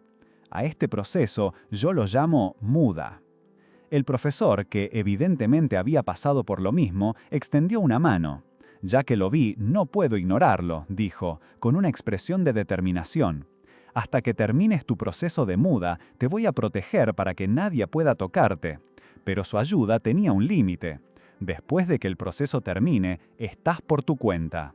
Mientras esta revelación se desplegaba, los ojos de Ken se abrieron de par en par con un brillo púrpura. Él conocía ese proceso, lo estaba viviendo. La verdadera naturaleza del profesor Sawayama, su protector inesperado, empezaba a revelarse. Mientras Ken empezaba a entender la magnitud del proceso que atravesaba, en otra parte de la ciudad, Kondo Kazuki, el jefe de inteligencia de la Sociedad de las Siete Estrellas, repasaba un informe médico sobre Yanagamoto Ken. Para él, no era solo un documento, sino la confirmación de una sospecha emocionante. Kondo recordaba a la misteriosa figura encapuchada, Yasha, que había intervenido en los ataques de Misokami. Esa persona también había pasado por el proceso de muda o shedding, pero a diferencia de otros, no solo se había recuperado, sino que parecía haber avanzado. La pregunta lo carcomía: ¿Yasha había alcanzado la siguiente etapa? ¿Y si Ken, el paciente de su informe, iba por el mismo camino? Con una sonrisa fría que revelaba unos dientes ligeramente puntiagudos, Kondo miró los tableros llenos de notas y fotos. En ellos destacaban las caras de los despertados de organizaciones como Paraíso, Hanran y la propia Sociedad de las Siete Estrellas. No tenía muchas expectativas, pero el panorama se estaba poniendo interesante. Lo veía claro. Pronto tendría un conejillo de indias para sus experimentos, alguien que podría ayudarlo a entender y controlar la próxima etapa de poder. Ese conejillo sería Ken. Volviendo al campus de la universidad, bajo el sol brillante, Ken se encontraba con Iori, el presidente del comité estudiantil. Iori, con cara de resaca, se quejó de su dolor de cabeza, contrastando con la aparente frescura de Ken. «Che, Ken, ¿vos no tenés resaca? Sos demasiado débil», bromeó Iori, intentando ocultar su propia debilidad. Iori no esperaba que Ken aceptara el puesto de consejero del comité estudiantil, pero aún así estaba contento. Intentó convencer a Ken de que había aceptado porque quería sentar cabeza o porque no le gustaba ver a sus amigos en problemas. Sin embargo, Ken, con una mirada penetrante, le dejó claro que no era por eso. «No acepté por las facilidades ni para encajar», dijo Ken, sus ojos fijos en Iori. Lo hice porque sentí algo más, algo verdadero. Mientras tanto, en otro rincón del campus, Jang Kyuk-shia, de la organización Hanrang, observaba la situación.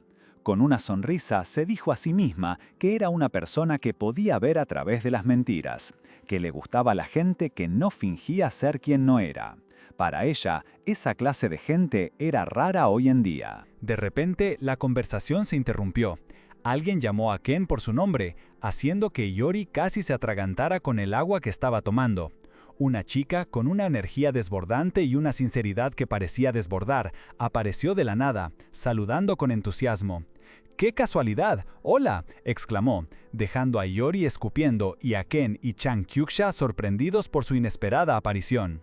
La chica, que se presentó como Miyahara-san, explicó que era una periodista y que había venido a la universidad para entrevistar a estudiantes.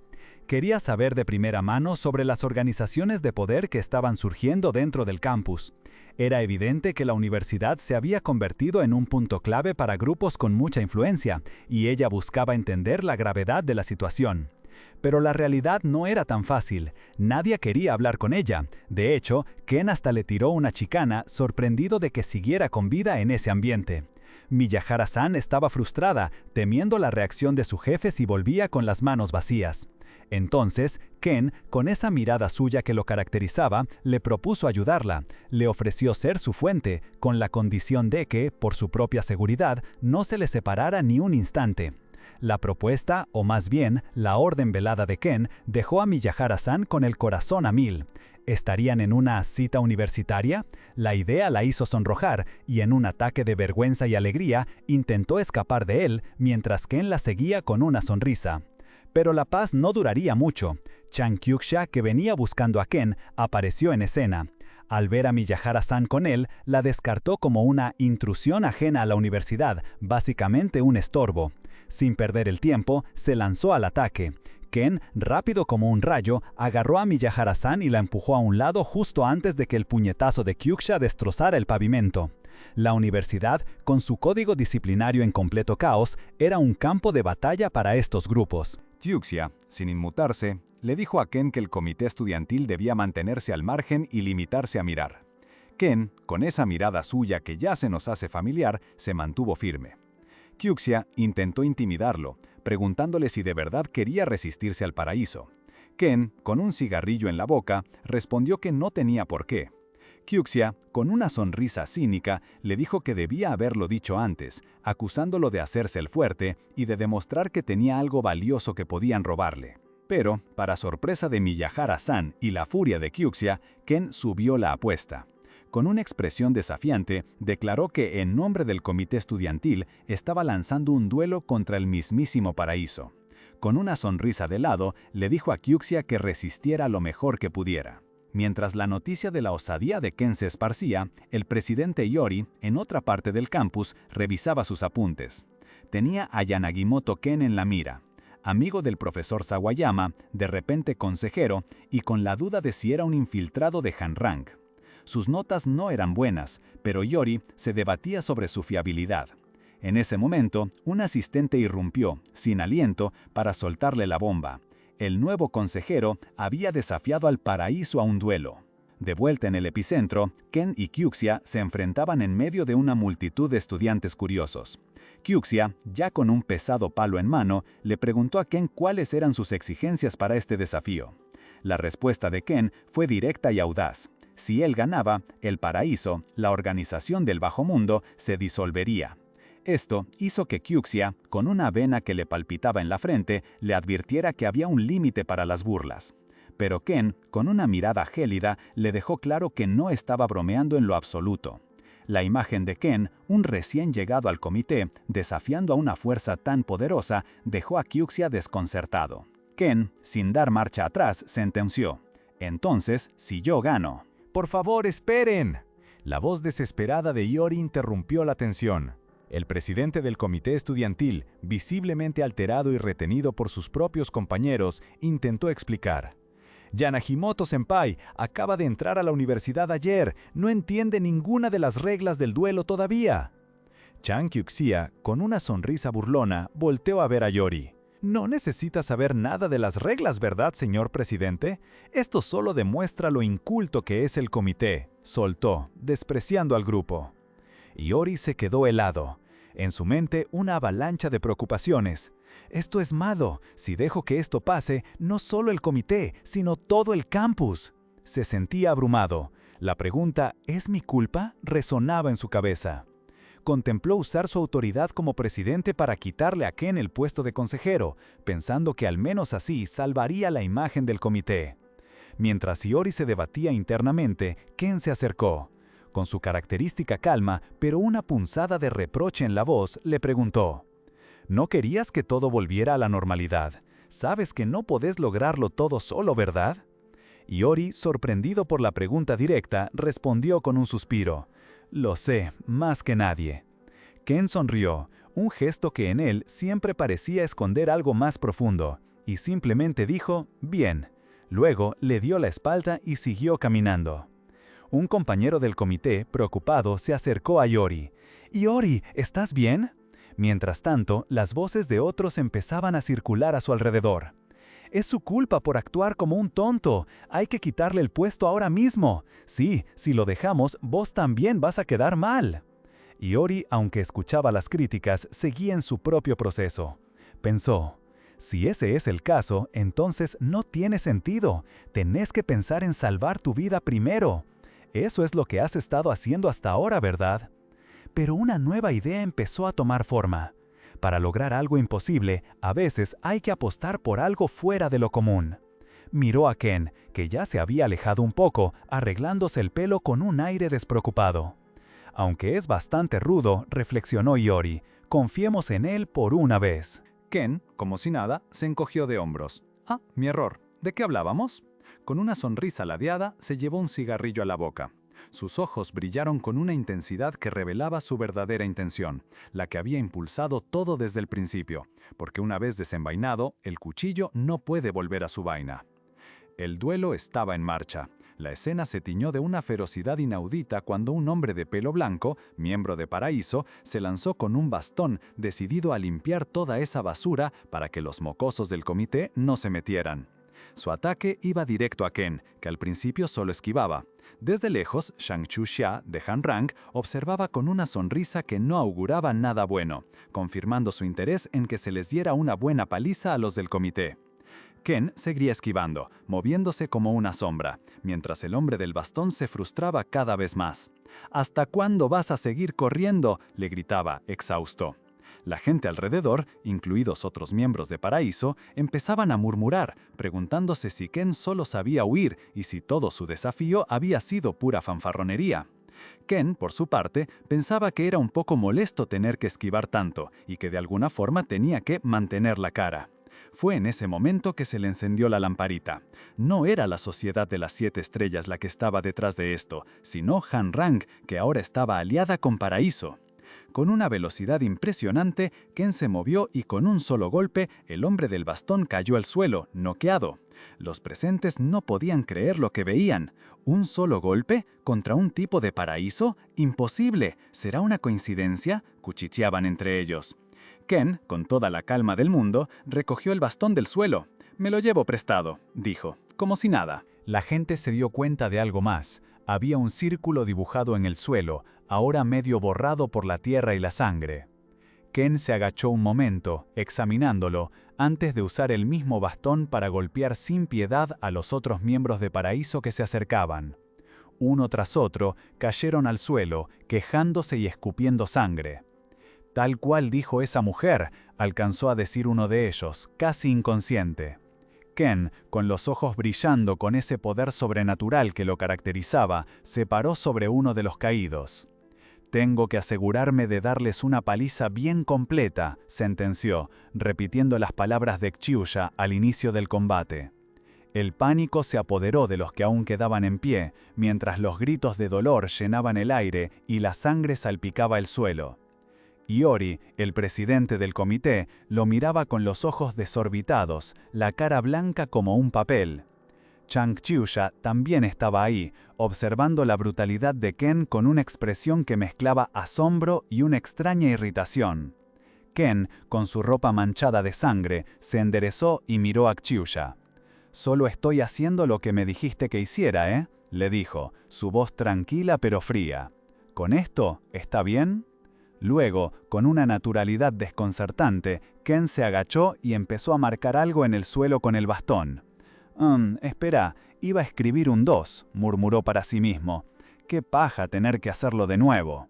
Y mientras la multitud lo observaba en silencio, Ken levantó el bastón y con un gesto empezó a enumerar algo. 2, 4, 6, 8. La cuenta regresiva del infierno había comenzado. 2, 4, 6, 8. La cuenta regresiva del infierno había comenzado. Con los puños aún manchados de sangre y una mirada fría, Ken interrumpió su particular conteo y llamó la atención de Iori, que seguía estático entre la multitud. Le preguntó si era posible que en un duelo se sumaran más participantes, explicando que se refería a una situación de uno contra muchos. Iori, aún procesando lo que veían sus ojos, confirmó que sí, que si había un acuerdo previo, no habría límite de peleadores. Ken sonrió, un gesto que helaría la sangre de cualquiera. «Demasiado pajero para contar cada vez», dijo en voz baja, antes de levantar el bastón con confianza. «Vengan, yo voy a ser su oponente».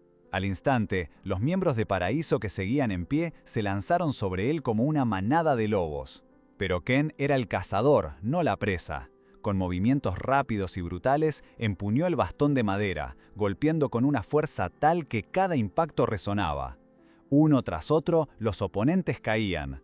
Algunos se quejaban, otros intentaban atacarlo por la espalda, pero Ken era implacable, usando el bastón para desarmarlos o derribarlos con golpes contundentes. Incluso cuando 3 de ellos lograron sujetarlo y un cuarto se abalanzó para asestar el golpe final, un estallido de energía lo sacudió todo. En el medio del caos, Ken se liberó, sus ojos brillando con una intensidad que delataba su verdadero poder. Mientras los demás se levantaban tambaleándose o caían definitivamente, Ken se burlaba. «Parece que no tienen nada de respeto». Continuó su ataque, sus palabras tan hirientes como sus golpes. «Guarden su fuerza, la van a necesitar después. Y en vez de agradecerme, atacan. Querían mandarme al infierno, ¿no? Manga de bastardos maleducados». Uno a uno, los miembros de Paraíso cayeron, incapaces de contrarrestar su ferocidad. Ken se mantuvo de pie, ensangrentado pero victorioso, sobre los cuerpos derrotados. «Fallaron en todo», sentenció, mirando a su alrededor. «En modales, en habilidad y en entender la situación. Ustedes son todos basura». Iori lo observaba, pálido y tembloroso, sin poder creer lo que había presenciado. Ken no había mentido, su determinación era real, su brutalidad innegable. Había prometido desmantelar Paraíso y acababa de demoler a sus miembros. Horas más tarde, ya con la noche cayendo, Ken e Iori compartían unas bebidas en un ambiente más tranquilo, bajo la sombra de un árbol. La tensión del duelo se había disipado, pero la frialdad de Ken persistía. «Así como ahora, vos sos bastante útil», le dijo Ken a Iori, una afirmación que dejó al presidente del comité estudiantil completamente descolocado y sin saber qué responder. Para Iori, el reconocimiento de Ken se sentía más como si lo estuvieran reciclando, como si fuera basura. Sin embargo, alguien se acercó, ofreciéndole sake, y le explicó que, a pesar de las duras palabras de Ken, en el fondo lo estaba elogiando. Luego, esa persona, que parecía ser el profesor Sawayama, cambió de tema y le preguntó a Iori si conocía el término mendigo sucio. Al ver la confusión de Iori, Sawayama continuó. «Es un término para alguien que anduvo vagando y nunca se acomodó. Incluso si le dieras algo, no sabría distinguir entre lo útil y lo que no sirve». Ken, a su manera fría y calculadora, estaba usando su propia experiencia para ejemplificar esto. Había pasado por situaciones donde estaba solo, rodeado de enemigos, sintiendo intenciones asesinas y un odio profundo. Pero en lugar de dejarse vencer, Ken usó esas experiencias para fortalecerse. Según el profesor Sawayama, así es Ken, el tipo de hombre que ve a los demás, especialmente a los que considera incompetentes, como si fueran basura que se puede usar y desechar. Es alguien que utiliza a otros humanos sin pestañear. Con la masacre de Paraíso apenas terminada, Ken se acercó a uno de los pocos que todavía respiraban entre la pila de cuerpos. Lo tomó por la cara, exigiendo que abriera los ojos. El hombre, con la nariz rota y la cara ensangrentada, apenas podía quejarse. Ken se plantó, su mirada tan fría como siempre, y le preguntó si le costaba mucho hablar o si no lo escuchaba porque tenía los oídos tapados. Sin esperar respuesta, Ken empezó una cuenta regresiva. 1, 2, 3, 4, 5, mientras el hombre se aterraba, rodeado por sus compañeros caídos. Desde la distancia, Shang Xuxia observaba la escena.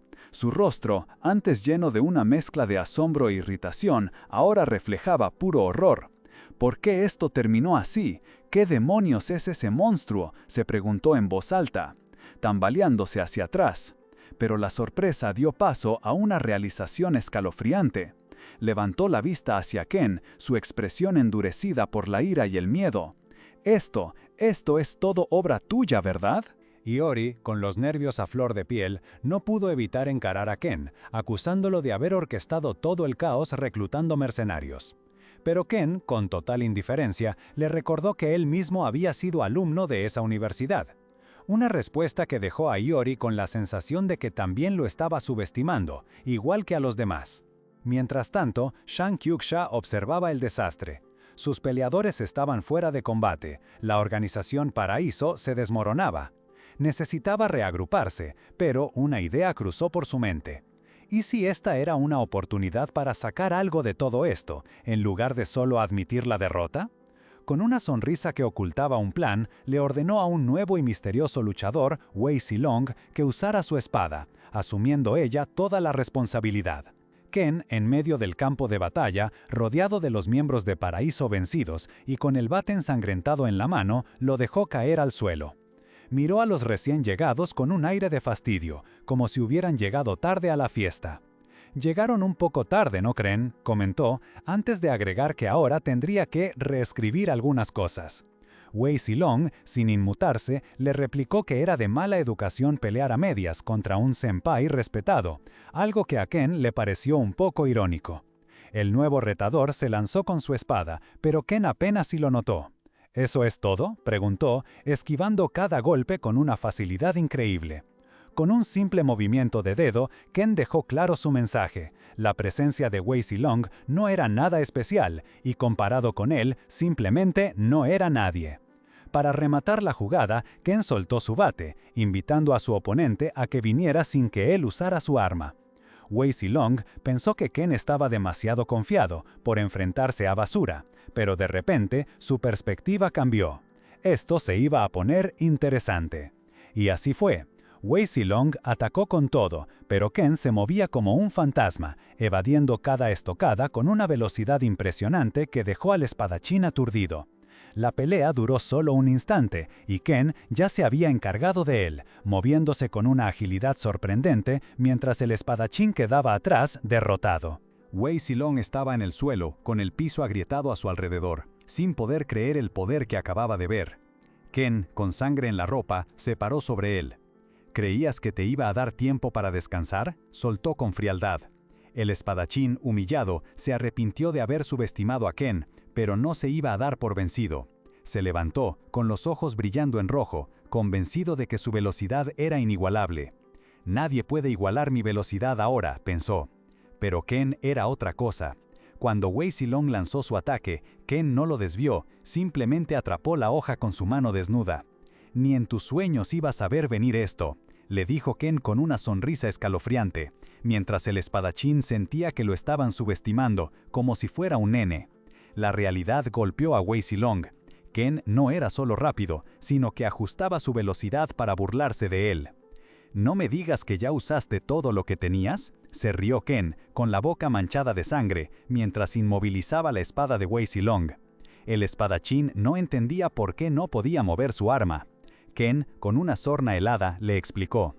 «Ah, veo que mi junior todavía quiere seguir jugando. Perdón, qué tonto que soy». Y antes de que Wei Zilong pudiera reaccionar, Ken se movió de nuevo, imitando la gran velocidad de su oponente con una burla. «¿Tu movimiento de recién era algo así?», le preguntó, y añadió. A esta distancia lo termino con un solo golpe. Y así fue. Con un movimiento brutal, Ken lo agarró por el cuello, levantándolo del suelo sin esfuerzo. Wei Silong luchaba por liberarse. La sangre goteólo mientras la comprensión lo golpeaba con fuerza. Si esto seguía así, iba a morir. El público, a lo lejos, solo había visto un borrón de velocidad. Se preguntaban qué demonios había pasado, incapaces de procesar la brutalidad y la velocidad de Ken. Si esto seguía así, iba a morir. El público, a lo lejos, solo había visto un borrón de velocidad. Se preguntaban qué demonios había pasado, incapaces de procesar la brutalidad y la velocidad de Ken. Ken, con sangre en la cara y en la mano que sostenía la espada de Wei Silong, la miró sin interés. «Tu espada no se ve tan mal», dijo, y la aplastó sin esfuerzo, destrozándola como si fuera de papel. El golpe dejó a Wei Silong tirado, con su arma rota a los pies de Ken, quien apenas le echó un vistazo. «Así que es una barata», suspiró, más decepcionado que otra cosa. Mientras el espadachín se retorcía en el suelo, Ken lo corrigió con una sonrisa fría.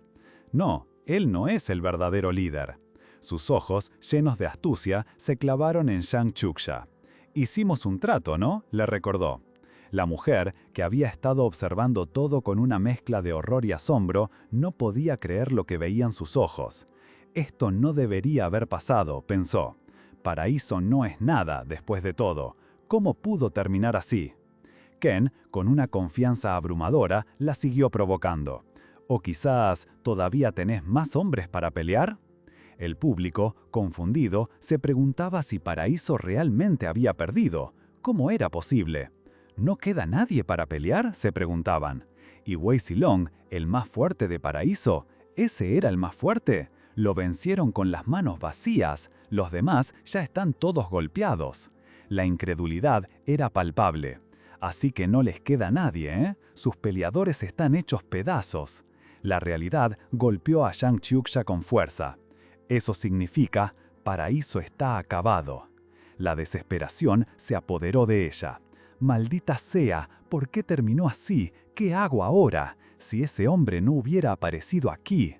Se cubrió la cara sintiendo la humillación. Mientras tanto, Ken se mantuvo en el centro del escenario, completamente tranquilo. Iori, el presidente del comité estudiantil, lo observaba. «Sorprendentemente, no está causando tanto revuelo», pensó. Pero la calma era solo superficial. Las otras facciones deben estar moviéndose para limpiar lo que quedó de Paraíso, analizó Iori, comprendiendo la compleja telaraña de poder. Y además, espero que ya estén discutiendo alguna contramedida contra el comité. Los estudiantes comunes, por su parte, aunque aliviados, estaban más preocupados por la situación general, incapaces de celebrar abiertamente la caída de Paraíso. El tablero de juego, lejos de estabilizarse, apenas comenzaba a reacomodarse con Ken como una nueva y aterradora pieza central.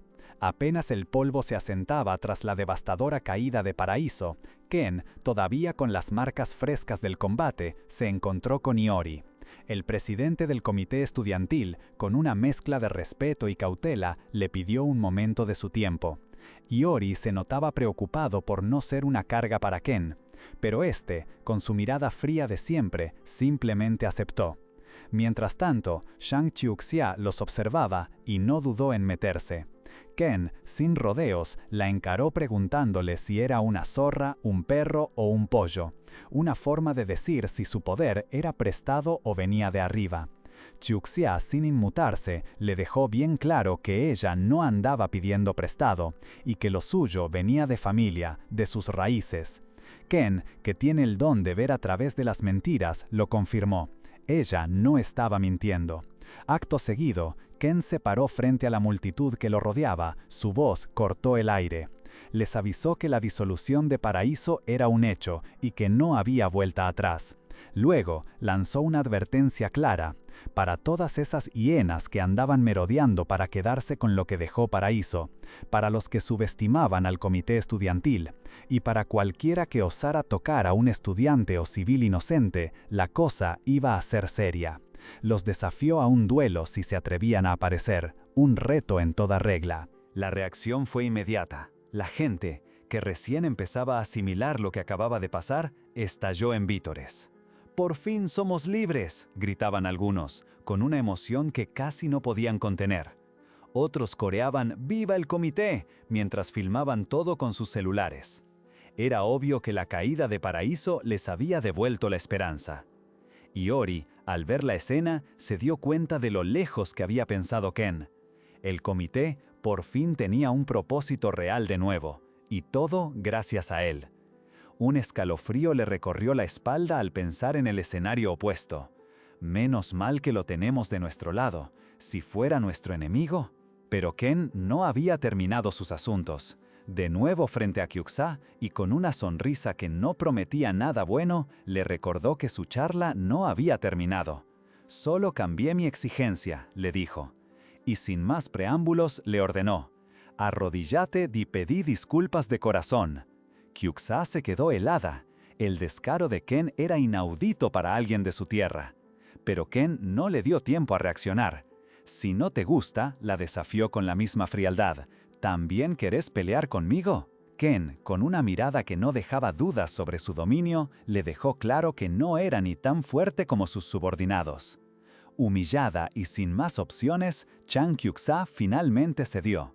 Con la cabeza gacha, pidió perdón por el comportamiento de su gente.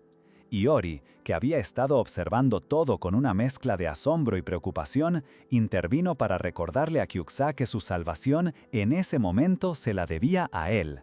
Ella, resignada, asintió. Mientras Kyuxa se arrastraba, Ken ya estaba pensando en el siguiente paso. Con Paraíso desmantelado, era evidente que otras facciones intentarían llenar el vacío de poder.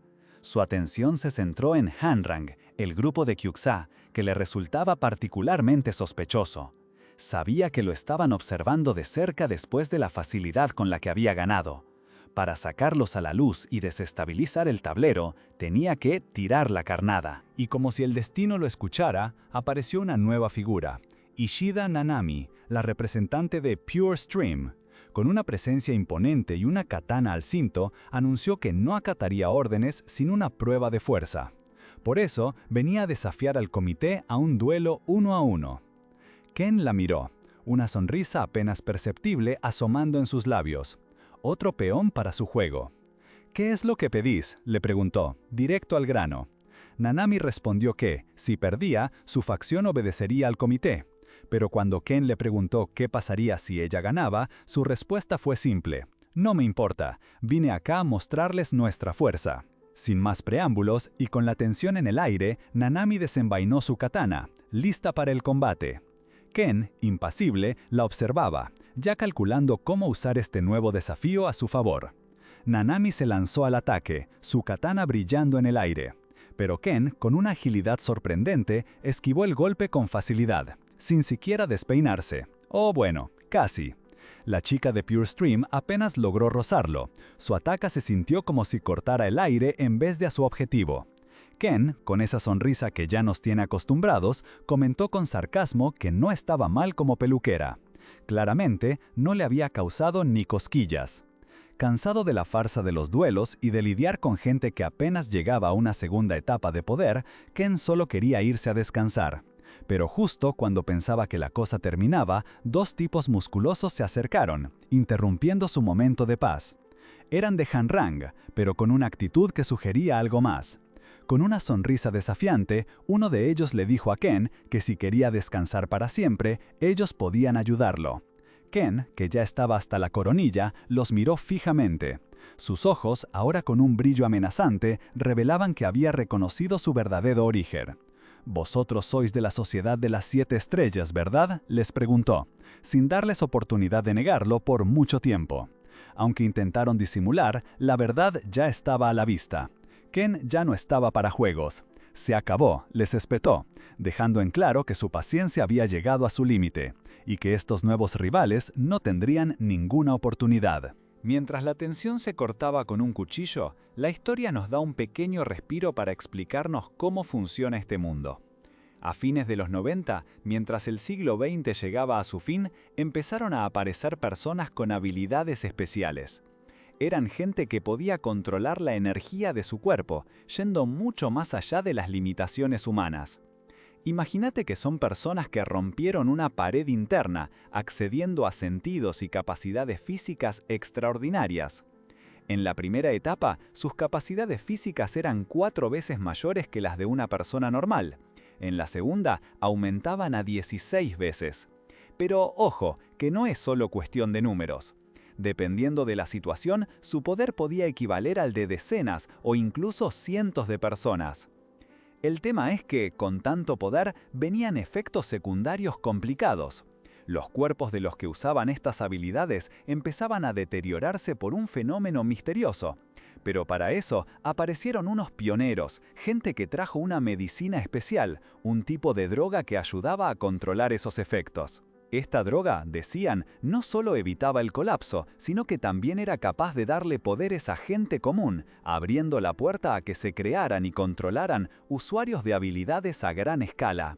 Naciones y organizaciones se mataban por conseguir estas habilidades, pero generar usuarios de la etapa 2 era un desafío tremendo, incluso con todo el apoyo del Estado. Aún así, poner a uno de estos tipos en acción era garantía de éxito, algo que la gente normal jamás podría lograr. Y así, la supuesta normalidad de ese mundo se vino abajo. El agente de la Sociedad de las 7 Estrellas, disfrazado de Hanrang, no podía creer lo que estaba pasando, su cara de asombro lo decía todo. Ken, ensangrentado y con una mirada fría, lo levantó del piso y lo interrogó sin piedad. ¿No me escuchás? ¿Quién te mandó? El tipo, casi sin aliento, solo atinó a repetir su coartada. Somos de Hanrang, si nos vas a matar, que sea de una vez. Pero Ken no estaba para juegos. No puedo hacer eso. Respondeme y termino rápido. Lo tiró de nuevo al piso. Mientras tanto, el otro agente, el que todavía seguía de pie, empezó a entrar en pánico. Se dio cuenta de que todo iba para el demonio si también perdían a sus compañeros. Pensó en atacar por sorpresa, pero Ken lo interrumpió, ni siquiera lo miró de frente. Sus ojos ya brillaban con ese poder inconfundible. No importa si atacan por la espalda, ¿están listos para las consecuencias? Ya estoy podrido de que estos insectos me interrumpan. Solo con esa mirada el agente se sintió paralizado. La intención de matar de Ken lo golpeó como una trompada, haciéndolo caer de rodillas. ¿Solo con una mirada?, pensó horrorizado.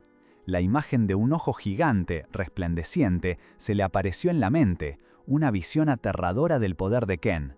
¡Ayuda!, gritó desesperado. Ahí entendió todo. ¿Qué fue eso? Ni los ejecutivos de la Sociedad de las 7 Estrellas son tan fuertes. Este tipo es mucho más peligroso que ellos. Desde el piso, el agente golpeado intentó advertirle a Ken, balbuceando, Yo quería decirte que esos dos no son de Hanro.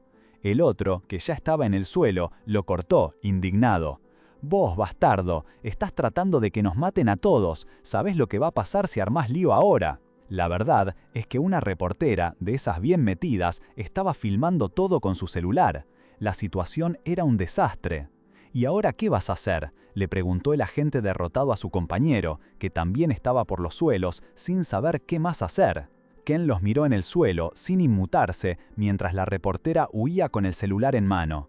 Se fueron, ¿eh? No importa, dijo Ken con indiferencia, como si todo lo demás fuera irrelevante. Entonces se inclinó sobre el agente que aún seguía en el piso. «Vos no vas a contar de dónde vinieron esos dos, ¿o sí?», le preguntó, aunque su tono no era una pregunta, era una afirmación. El agente, aterrorizado, se dio cuenta de que no podía mencionar a la Sociedad de las 7 Estrellas. Ken ya lo sabía. Para él, el grupo de Hanrang era solo una fachada. Con una pierna sobre el pecho del agente, Ken le dijo que había tomado la decisión correcta. Si te hubieras equivocado, te habríamos usado como ejemplo para que todos aprendan, agregó con una sonrisa que no auguraba nada bueno. El agente, temblando, preguntó quién era Ken en realidad. La respuesta llegó con una sonrisa fría y la sangre aún manchándole la cara. Soy solo un estudiante que volvió y al que le gusta molestar a los de primer año. Ken se dio media vuelta y empezó a caminar, dejando a los dos agentes tirados. Estos, como pudieron, se levantaron, maldiciendo por lo bajo, llamando a Ken un monstruo y planeando reagruparse con esa persona. Pero Ken, rápido como un rayo, apareció de nuevo frente a ellos. Así que, esa persona, díganme, ¿Quién es?, exigió, acercándose y sujetando a uno de ellos. El agente desesperado intentó amenazarlo. «Si te metes con nosotros, te va a ir muy mal. ¿No te importa la seguridad de tu familia?». Ken simplemente sonrió, notando que uno no paraba de hablar y el otro se quedaba en silencio. «¿Y qué pasa si combino sus bocas y las hago chocar?», dijo, y sin esperar respuesta, unió las cabezas de los dos agentes con una fuerza brutal, dejándolos desplomados en el suelo, sangrando y sin poder reaccionar. Ken se limpió la sangre de la cara, observando el resultado con una frialdad absoluta. «¿No es perfecto?», preguntó, como si fuera la cosa más normal del mundo. Mientras Ken se alejaba, los agentes heridos lo veían irse, uno de ellos balbuceando que no se acercara más. El caos era total. Los estudiantes que observaban desde lejos, confundidos y asustados, se preguntaban si todo lo que habían visto era verdad. «¿Qué va a pasar ahora?», se preguntaban, mientras uno revelaba que la representante del consejo estudiantil, Iori, había ido tras Ken y los agentes. No pasó mucho tiempo hasta que otra figura hizo su aparición. Una mujer de cabellos claros y sonrisa enigmática, que parecía conocer bien a Ken, llegó preguntando por él. «Vaya», dijo, como si lo que veía la sorprendiera, mientras revelaba que había venido a invitarlo a tomar el té. Comentó que había estado observando sus actividades humanas, lo que dejó a la otra persona, una reportera, con algunas dudas. Sin embargo, la mujer de cabellos claros, que se identificó como Urokuran, insistió que conocía muy bien a ese chico. Mientras tanto, en la universidad, la atmósfera había cambiado por completo. Después de todo el revuelo, el consejo estudiantil, bajo la influencia de Ken, había subido de estatus de forma impresionante. Paraíso estaba en las últimas, casi desmantelado, y organizaciones como Hanrang y PureStream, a pesar de tener miembros fuertes, ahora operaban bajo la supervisión del propio consejo estudiantil. La periodista Miyahara, la que había cubierto la brutalidad de Ken, se había convertido en una reportera estrella, reconocida por su valentía. En medio de este nuevo orden, Ken observaba desde la distancia. La calma era superficial. Él sabía que la sociedad de las 7 estrellas ya se estaba moviendo. La verdadera batalla se acercaba. Por su parte, Ishida Nanami, de PureStream, estaba en acción. Luchando contra varios oponentes, con sus ojos brillando en rojo, mostraba su habilidad para mantener el control y la estabilidad en la universidad. Estaba claro que, a pesar de sus previos enfrentamientos con Ken, ahora trabajaba para él. Pero de repente, Ken aparece, la detiene en seco y le quita la espada. «Nanami, ya te dije que no saques la espada sin pensar», le dijo con firmeza. La chica se disculpó de inmediato. Ken, con su presencia imponente, sentenció que se estaba estableciendo un nuevo orden. La advertencia era clara: nadie que no se comprometiera del todo iba a causar problemas en la universidad. El control ahora era absoluto. Urokuran se le acercó, revelando que en el pasado ella misma había creído ser la clave necesaria para superar una gran calamidad. Su mirada, sin embargo, ahora parecía posarse sobre Ken, sugiriendo que él podría ser esa figura vital. Ken, un poco desconcertado por la mención de una clave, la escuchó mientras Urokuran lo invitaba a tomar el té. Sentados en la mesa, Ken se mostró impaciente, estaba harto de los juegos políticos y le preguntó directamente qué buscaba de él. Urokuran respondió con una sonrisa, asegurando que solo quería conversar. Luego se sumergió en una especie de divagación poética, comparando a Ken con los ciclos de la naturaleza y una sensación de anhelo que sentía al verlo. Mientras hablaba, una energía rojiza pareció conectarlos, insinuando que el vínculo entre ellos era mucho más profundo de lo que las palabras podían expresar. Aunque Ken la interrumpió, pidiéndole que dejara de decir cosas raras, no pudo negar que sentía una conexión similar con ella. Incluso el té que le había servido le resultó extrañamente agradable, despertándole una sensación de nostalgia mezclada con una familiaridad inquietante. Urokuran, con una sonrisa enigmática, preguntó si el té le había gustado, y Ken, al darse cuenta de su expresión, no pudo evitar la sensación de que ella ya sabía demasiado sobre él. La respuesta de Urokuran fue inquietante, y cuando le preguntó si el té le había gustado, Ken no pudo evitar sentir que ella ya sabía demasiado sobre él. La misteriosa mujer, con una sonrisa enigmática, le dijo que podía ir y venir de ese lugar cuando quisiera. Le explicó que el café Green Fluorescent era un sitio perfecto para tener conversaciones tranquilas. A Ken le pareció raro. Se dio cuenta de que, aunque el café estaba a plena vista en la calle, nadie, a pesar de que Urokuran era tan popular, parecía notarlos ni siquiera mirarlos, como si fueran invisibles. Como si fueran invisibles. Urokuran le aclaró que era un ajuste simple, que sin un guía, el lugar era tan discreto como un árbol al costado del camino. Ken internamente ya no tenía dudas. Ella no era una persona común, o al menos no parecía ser del todo humana. Mientras tanto, en otro lado, en una oficina importante, un hombre revisaba unos papeles. Era Ryuji Otsuka, el subdirector del Comité de Seguridad Nacional. Se sorprendió al enterarse de que organizaciones como Hanrank y Paraíso habían caído, perdiendo toda su influencia. Ambas tenían conexiones poderosas, una con Akasan y la otra con la mismísima Sociedad de las Siete Estrellas. Cuando preguntó quién era el responsable de tremendo golpe, le respondieron que había sido obra de un solo hombre. Otsuka se preguntó si Estados Unidos había intervenido, pero la respuesta fue que ellos también estaban confundidos. Eso solo podía significar una cosa: alguien con un poder especial, un despertado, había aparecido. La noticia parecía agitar al comité. Con eso en mente, la decisión fue clara. Iban a contactar a ese individuo. ¡Uf, qué capitulazo! Si un solo hombre puede ser un despertado, imagina el poder que tiene un solo clic tuyo. Despierta ese botón de like, suscríbete ya y comenta qué otro manhwa quieres que leamos. ¡Nos vemos!